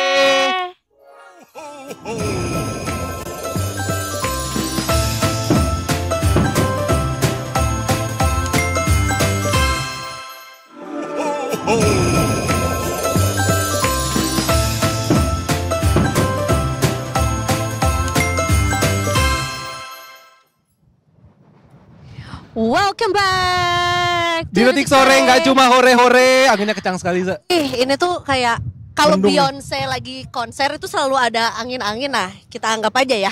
Ya, Kayak itu kan Beyonce, lu Beyonce apa? Ya, kemasan saset. Tapi ini kayaknya sedikit mendung Za hari ini nih. Ya, tapi ya lumayan lah Karena ya. memang tahun baru kan biasanya hujan. Betul. Tapi setelah itu muncullah matahari. Betul ya. Lagi diskon lagi. Ternyata masih ada sisaan akhir Sisaan tahun, akhir ya, tahun. stok-stoknya. Tapi sebenarnya ini yang akan kita obrolin habis ini menurut aku bisa menjadi bekal. Wih, udah siap belum sama 2025? Siap, saya siap menatap Keren, gue sih 2025. enggak. Kenapa Za? Karena umur Nggak bertambah tahu. lah ya. Ya, aku akan punya angka depan baru tahun Wih, depan. Aku sudah ampun. siap ya. Aku akan 20 Sweet 50 apa? Sweet 20 Oh, karena Sweet kan 20. masih 19 Iya, ya Mas, sekarang bagus. Kelihatan ya. banget sih, kelihatan bohongnya. Tapi itu Za, kita akan ngebahas soal resolusi. Tadi kita udah submit juga ke Detikers dan kita nggak sendirian. Kita bersama Mbak Veronica Ades lah, psikolog klinis. Selamat sore, Mbak Veronica. Mbak Veronica, Mbak Ve- apa Aku panggilnya Mbak Vero aja ya Mbak. atau panggilannya biasanya apa? Aku dipanggilnya kakak biasa ya. Oh, Kakak jauh. Vero, ya ampun. Kakak. Deiza, Oh, ambil es teh manis. oh kakak. Aku dengarnya Naka. Oh, makanya aku Kakak. bilang jauh. Oh, karena dari Veronica Adesla ke Naka. Oh, ternyata kakak. Kakak. Tadi kan mau tambah umur. Kakak pertama. Kak Vero, tadi kita sebelum di segmen sebelumnya aku sempat bilang resolusi itu sebenarnya solusi yang diulang-ulang ya Kak. Karena kan depannya resend, Di-repeat kirim ya? ulang. Iya kayak Di-repeat di-repeat lagi, gampang. di-repeat Resolusi, lagi. rehabilitasi, Walah, repot. ya.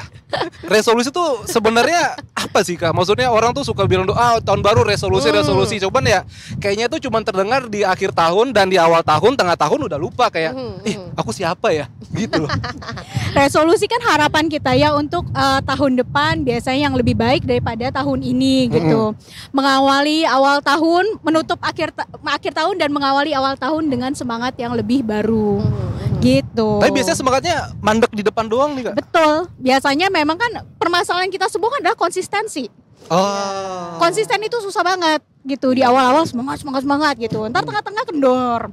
Di akhir sedih, kok nggak tercapai. Iya lagi. Itu adalah satu cycle yang Betul. ya begitu ya seringnya ditemui gitu ya. Tapi apa sebetulnya yang maksudnya pasti ada pengaruhnya dong ketika kita bikin resolusi di awal tahun gitu ya.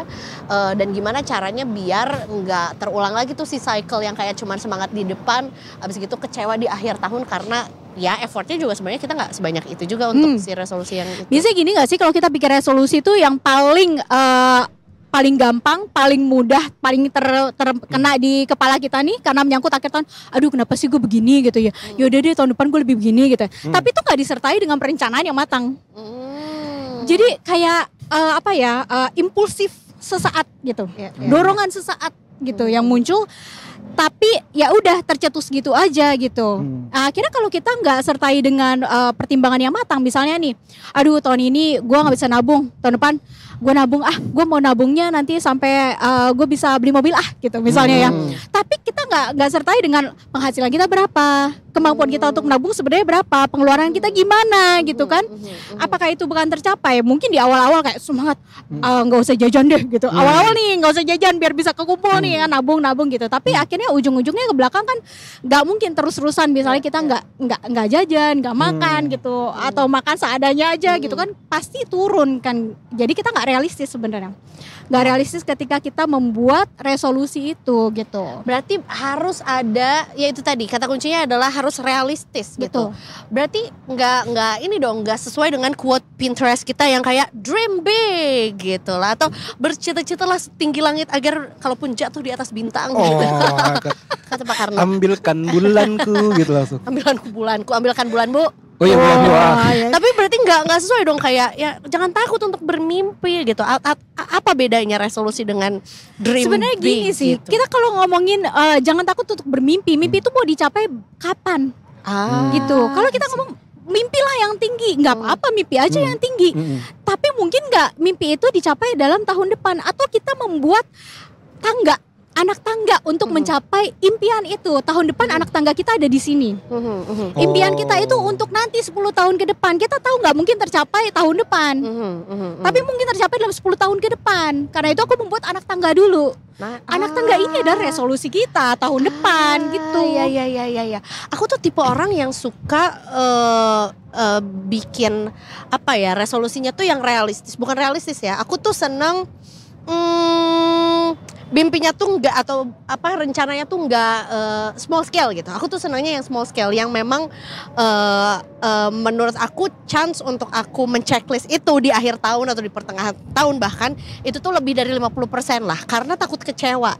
Itu sebetulnya bukan benar salah ya, apa yang terjadi gitu sama orang yang suka kayak gitu, contohnya aku. Itu yang benar menurut aku ya. Oke.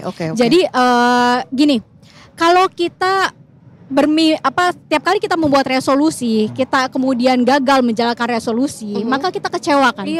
Ketika kita kecewa, akhirnya kita merasa tidak percaya diri lagi bahwa kita akan mencapai resolusi yang kita buat. Lama-lama sudahlah, tidak usah buat resolusi, jalani aja apa adanya daripada buat resolusi toh nggak tercapai gitu kan. Nah, yang salah di mana? Itu tadi resolusinya nggak realistis. Resolusinya kemungkinan adalah di luar dari kemampuan kita, atau resolusinya adalah di luar dari kendali kita. Gini, aku tuh kasih tips satu lagi. Kalau ngebuat resolusi, itu harus resolusi yang memang ada dalam self control atau dalam kendali kita. Keberhasilannya ada dalam kendali kita, bukan dari luar diri kita.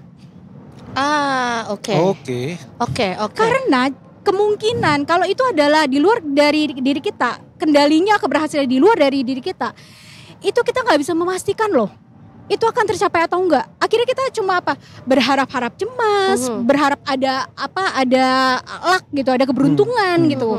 Berharap ada hoki, berharap zodiaknya pas gitu ya. Berharap tahun depan ini sionya pas gitu kan. Karena itu di luar kendali kita nggak bisa kendalin. Tapi kalau kita buat resolusi, itu yang ada dalam kendali kita. Mau berhasil nggak berhasilnya itu kuncinya ada di kita. Maka itu lebih mungkin untuk resolusi itu tercapai. I see, seru. Sekarang sebaliknya, karena ini adalah akhir tahun. What to do kalau ternyata resolusi kita di awal tahun 2024 ini nggak banyak tercapai, terus akhirnya kita punya rasa kecewa. Terlebih lagi sebetulnya kita nggak tahu mana yang bisa kita kontrol, mana yang memang itu di luar kontrol kita gitu. Kayak contohnya misalnya, let's say ada yang cita-citanya misalnya menikah gitu tahun ini tapi gagal menikah, karena kan itu dua pihak gitu ya. Beda ceritanya dengan kayak tahun ini harus menabung sekian banyak gitu. Itu kan faktornya ada di diri sendiri gitu. Gimana cara menghadapi itu? Nah, itu tadi kuncinya adalah satu, kita evaluasi tetap harus ya. Kok bisa sih resolusi yang tahun ini ternyata nggak berhasil? Oh, ternyata kita mengandalkan resolusi kita adalah kepada sesuatu hal yang tidak sepenuhnya dalam kendali kita. Kalau gitu untuk tahun depan kita buat resolusi baru yang itu ada di diri kita. Misalkan, terkait dengan pernikahan gitu ya. Mungkin resolusinya bukan menikah tahun depan, tapi resolusinya adalah menemukan pasangan yang tepat, sesuai dan cocok untuk aku. Itu kan kendali yang ada di aku, gitu. Jadi mau diteruskan kah hubungan ini, dia cocok kah gitu atau tidak gitu. Kemudian resolusi berikutnya mulai menyiapkan nih pembicaraan sama pasangan terkait dengan pernikahan. Itu dalam diri kita nggak? Dalam diri kita. Karena kita yang bisa memulai loh, memulai membicarakan itu gitu. Selebihnya jadi nggak nikah tahun depan ya itu kita berharap demikian ya, tapi itu dua belah pihak seperti itu kan. Nah, itu yang harus dilakukan sih. Biar nanti resolusi tahun depan nih keberhasilannya amin 100% gitu kan. Amin ya. Cuman aku tadi juga sedikit menarik kata-kata Kak Vero, kalau misalnya orang ada yang bikin revolusi, revolusi salah. Revolusi. Anginnya kenceng. Resolusi. Tapi ada orang yang ya udahlah, let it flow aja lah, biarkan mengalir gitu, Mbak. Maksudnya ini mungkin bukan benar atau salah, tapi apakah mana yang lebih tepat sih, Mbak? Kita punya resolusi, walaupun tadi Mbak bilang kita bikin anak tangga dulu, atau ya udah let it flow lah, biarinlah tiba-tiba entah dapat durian runtuh ya kan, atau ntar mungkin tiba-tiba ini penyok-penyok di pala. Iya sih.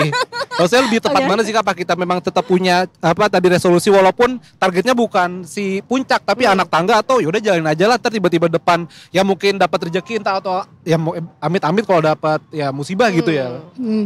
Gak ada yang benar dan salah, saya setuju. Masing-masing pribadi kan punya pertimbangan masing-masing. Ada orang yang memang easy going itu. hidupnya ya apa bisa dibilang nggak ambisius, udah gitu ya dijalanin kayak gitu aja. Yang penting gue jalanin dengan yang terbaik aja untuk setiap momennya. Boleh nggak boleh aja, nggak apa-apa gitu. Jadi harus nggak punya resolusi atau not well planned, Pak. Kayaknya kan ada dua POV gitu misalnya. Betul. Ada orang yang memang gini, ada tipe orang yang memang dia nggak suka ngebuat planning. Haruskah kita membuat dia jadi yang benar itu harus punya planning? Enggak juga kok, gitu. Sebenarnya kan intinya kita hidup di dunia mau ngapain sih? Mau ngapain coba? Aku tanya balik. Mau bersenang-senang.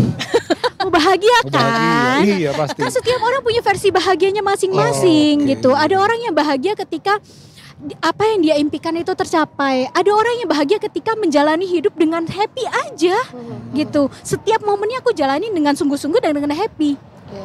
Punya gue nggak ada goal yang gimana-gimana. Bisa jalanin hari ini dengan senyum aja itu udah sebuah goal. Boleh nggak boleh?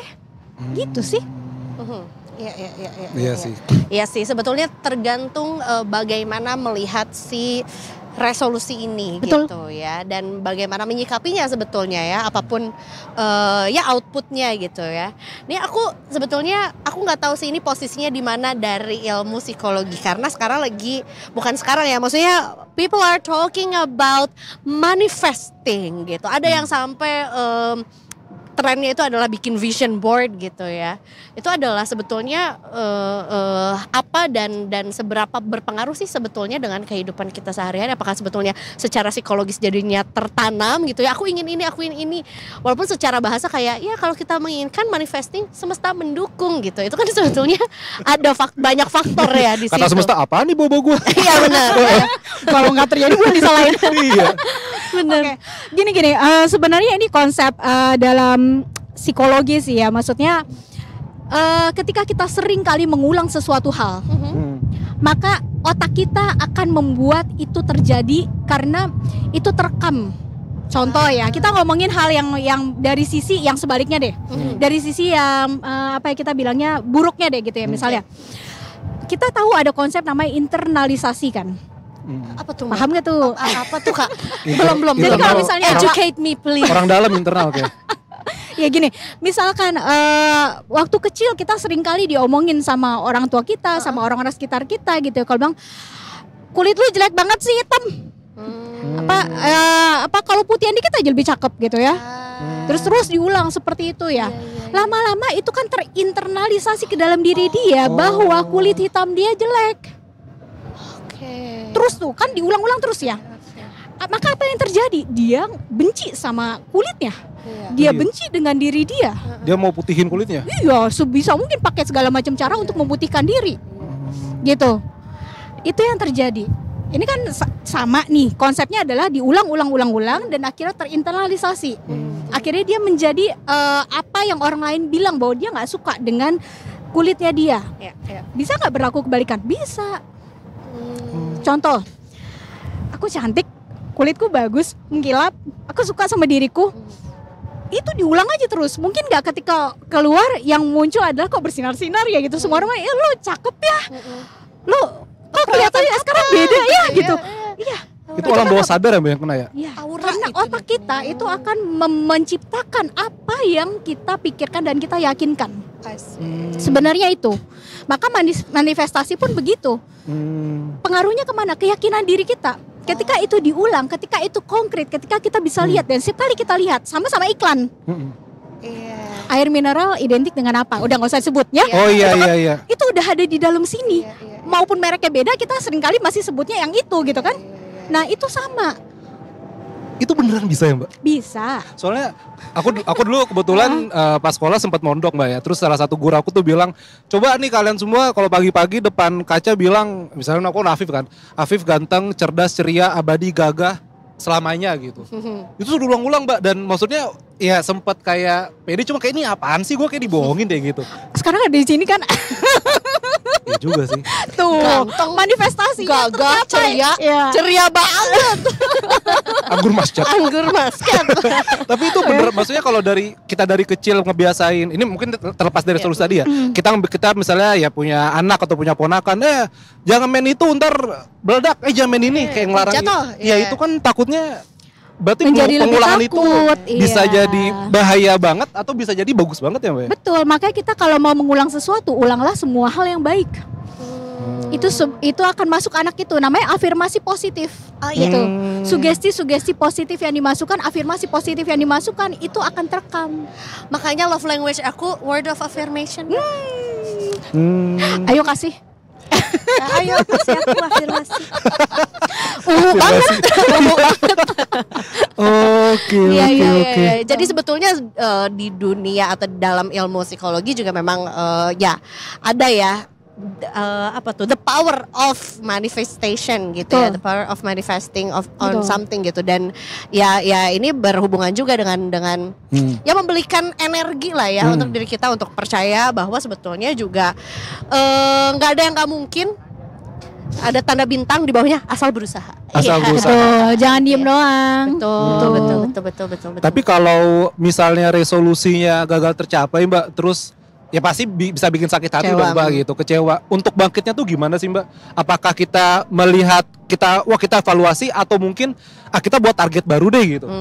Evaluasi tetap perlu, dari evaluasi kemudian jadi target baru juga nggak apa-apa gitu. Cuma kuncinya adalah gini, gigih aja, jangan gampang nyerah. Tapi kalau misalnya memang kita ngelihat bahwa ini karena terlalu tinggi yang kita pengenin sebelumnya, ya udah buatlah small step dulu. Dari situ confidence kita kan naik kan. Next kita lebih confident lagi untuk buat sesuatu yang baru gitu loh. Itu sih. Karena mungkin orang banyak ngelihatnya puncaknya ya. Iya, kan orang ngelihat puncaknya gitu. Nggak mau tahu perjalanan menuju ke sana yang betul, gimana betul. gitu ya. Iya itu. Iya apa. Kak, aku mau di luar tema sedikit ya. Ini mah curhat ini jatuhnya ngomongin belum pertanyaan gue keluar terus kayak gini nih orang ini. Kan Gue cuma pengen tahu bahwa sebetulnya di tahun 2000 ya let's say maybe 2-3 years back bahwa sebetulnya sekarang trennya adalah kita lebih aware soal mental health juga, di mana sebetulnya sekarang ngobrol sama psikolog itu ya udah suatu hal yang lumrah aja gitu. Gimana melihat tren ini gitu, dan kemudian juga buat teman-teman yang mungkin kayak apa ya masih belum pede atau mungkin masih belum ada keberanian untuk kayak sebenarnya ke psikolog tuh buat apa sih? Mungkin bisa diceritain dulu. Ini saya seneng banget sih mengenai tren di mana memang makin kemari gitu ya, saya semakin lihat bahwa ada lebih banyak lagi yang datang ke psikolog itu bukan karena ada masalah. Mereka datang ke psikolog untuk apa? Untuk tahu kepribadian mereka kayak gimana sih, apa sih yang perlu diantisipasi, apa sih yang bisa dikembangin lagi ke depannya gitu. Atau misalnya mereka konsultasi nih, Mbak kalau kayak gini langkah aku udah bener belum sih gitu. Coaching juga ada di dalam ya. Ini membuka mata bahwa ya ke psikolog itu bukan berarti orang itu sakit gitu ya, bukan berarti orang itu kenapa-napa gitu, enggak gitu. Karena memang kita butuh pandangan dari profesional yang lebih mengerti tentunya, yang belajar dan lebih mengerti gitu, yang bisa membantu untuk mengurai gitu apa yang mungkin selama ini kita nggak pernah lihat karena itu blind spot kita. Kan susahnya kita ngelihat diri kita sendiri kadang, bukan kadang, sering kali sih. Apalagi kemudian kayak mengurai, ini benang merah gimana sih Kak? Kok aku sekarang kepribadian bisa kayak gini, sebenarnya ini dari mana gitu. Itu kan perlu profesional yang bisa membantu untuk mengurai itu gitu ya. Nah sama pandangannya gini, kalau kita ke dokter untuk check up, boleh nggak kita ke psikolog untuk check up? Ya boleh. Iya. Bahkan kalau di perusahaan kan check up aja mandatori kan, setiap tahun kan. Dan check up belum tentu sakit. Belum tentu. Justru berharap tidak sakit. Iya. Untuk memotret, betul, untuk memotret dan kemudian memaintain apa yang udah baik, meningkatkan apa yang kok ini rada turun nih, yuk naikin. Gitu. Jadi boleh juga dong kita mentreatment tubuh kita sama dengan kita mentreatment jiwa kita. Iya. Gitu kali ya. Ya seru banget. Dan untuk melihat tahun 2025 nih Mbak, Kak Vero, ini kan ya khususnya anak-anak muda ya kan. Tadi kita dalam berbicara soal pinjol, soal judol. Apa sih masalah psikis anak-anak zaman sekarang gitu Mbak? Mungkin ya milenial atau mungkin Gen Z ini gitu Mbak. Masalah psikis yang ya secara gambar umumnya aja gitu Mbak. Sering ditemui. Iya, sering temui sih. Apa sih Mbak yang mesti temui? Apa sih masalah mereka begitu? Ini loh, aku tuh ngelihat ketidakmampuan untuk mengendalikan dorongan dan hasrat sehingga bertindak secara impulsif, tidak dipikirkan jangka panjang. Yang penting saat ini, Iya, iya, iya. Itu yang membuat kenapa seringkali terjebak dalam aktivitas-aktivitas yang menyenangkan sesaat tapi tidak sehat. Dampaknya panjang gitu. Itu ya, kemampuan dan satu lagi adalah kemampuan untuk mengelola emosi. Kecerdasan emosi itu kurang banget loh. Wah iya. Semua orang tuh fokusnya tuh tes IQ, kayak gak ada tes IQ ya. Padahal ada. Oh ada ya? ada. Oh, nah itu Gitu. ada pelatihannya nggak Pak? Biar nggak- EQ, SQ, spiritual quotient juga ada. Banyak. Iya, karena soal emosi sekarang banyak banget berita yang ya berita-berita negatif yang dikit-dikit dipukul lah, dikit-dikit apa itu memang Betul. secara emosional. Betul. Gini, emosional. seberapa sering sih kita kalau misalnya kita nangis suka dibilangin cengeng, gak usah nangis gitu aja nangis. Itu aja udah mengajarkan bahwa emosi itu nggak penting, udah diabaikan aja, udah nggak usah dilatih. Padahal kita nangis itu punya alasan. Justru kita harus paham kenapa kita nangis, apa yang membuat kita nangis, lalu kita mesti apa, gitu. Itu yang perlu dilakukan sebenarnya. Itu akan melatih kita untuk semakin peka dengan emosi kita, semakin paham dengan emosi kita. Kemudian kita belajar berikutnya adalah gimana caranya mengelola emosi ini. Itu sih. ya melabeli perasaan gitu ya. Iya. Kayak ini apa sih sebetulnya? Dan emosi kan gak cuma marah ya? Ya, Iya gak sih Kak? Betul, nggak cuma marah, nggak cuma sedih. Marah pun banyak turunannya. Marah yang sampai dendam, marah yang dengki, marah yang kesel. Nah itu beda-beda tuh tarafnya tuh. Ngambek-ngambek lucu. Iya, marah yang kecewa, ngambek tapi mau gitu kan. Itu juga harus mendiscover diri sendiri gitu ya. Berarti apa nih pesannya untuk detikers mungkin yang di tahun 2025 ini biar semakin siap menghadapi 2025 baik ya secara mental gitu. Pakai sistem tadi aja ya, manifestasi ya. Yes. Ayo bayangkanlah semua yang baik yang possible terjadi di tahun 2025 untuk datang ke kamu di tahun 2025. Amin. Amin. Ya Rabbal Alamin ya yang Ya. tahun depan manifesting untuk lulus, dapat kerjaan, Dapat jodoh. traveling, dapat jodoh, bisa menabung, bisa membahagiakan orang tuanya gitu ya, bisa semakin dekat dengan sahabat-sahabatnya, punya quality time untuk diri sendiri. Nah, semoga di checklist. Di checklist. Semoga dikabulkan gitu. Jangan lupa berusaha apa yang ada dalam kendali diri kita ya, gitu. Betul. Aku jadi inget kata-kata Billy baik. Apa tuh? Kebahagiaan tuh bukan dicari tapi diciptakan. Betul. Betul. Kebahagiaan itu diciptakan Betul, ya, kita bukan bisa dicari. memilih saat ini mau bahagia atau murung atau marah. Ya, benar-benar. Kalau saat ini kita memilih bahagia, senyum dong yang gede. Iya. Happy. Kita awali tahun 2025 dengan bermanifestasi dan happy dan semangat gitu Amin, ya. amin, amin. Kak Vero terima kasih banyak. Sama-sama. Udah ngobrol sama kita. Kak Vero mau kasih tahu mungkin apakah praktik di mana atau mungkin mau kasih tahu social medianya sama Detikers biar bisa Boleh. keep in touch sama Kak Vero. Aku praktek di Ohana Space, co-founder Ohana Space juga. Untuk follow aku di Instagram follow Instagram ohana.space atau veronica.adesla. Oke, situ ya. Ohana Space di mana? Di belahan Jakarta Ada yang di mana? Green Lake, Gading Serpong dan Tanjung Duren. Seru. Oke, kita akan mulai juga dengan satu kata untuk tahun baru 2025. Iza. Bahagia. Bahagia. Oke, iya. gua happy. Sama aja dong. Ditranslate Sama ya. doang. Gua tantangan. Oh, keren. Oke. Karena my trip, my adventure. Wah, kelihatannya sih padahal ancur. Kak Vero apa? Satu kata 2025. Gemilang. Gemilang. Luar biasa. Shining, Bright shimmering. like a diamond. Shine bright lah. Bright shine. Oke deh, Detikers. Gak usah khawatir, kita juga besok masih akan menemani juga Detikers ya di tanggal 31 sambil menjelang juga tahun baru. Besok masih ada keseruan-keseruan lainnya juga dan pastinya masih akan kembali di jam 15.30 sampai jam 18. Oke, terima kasih Kak Vero sekali Sama-sama. lagi. Terima kasih teman-teman yang bertugas. Terima kasih Detikers sudah nonton kita. Besok kita kembali lagi di Detik Sore. Gak cuma hore-hore. Bye, see you tomorrow. Bye-bye.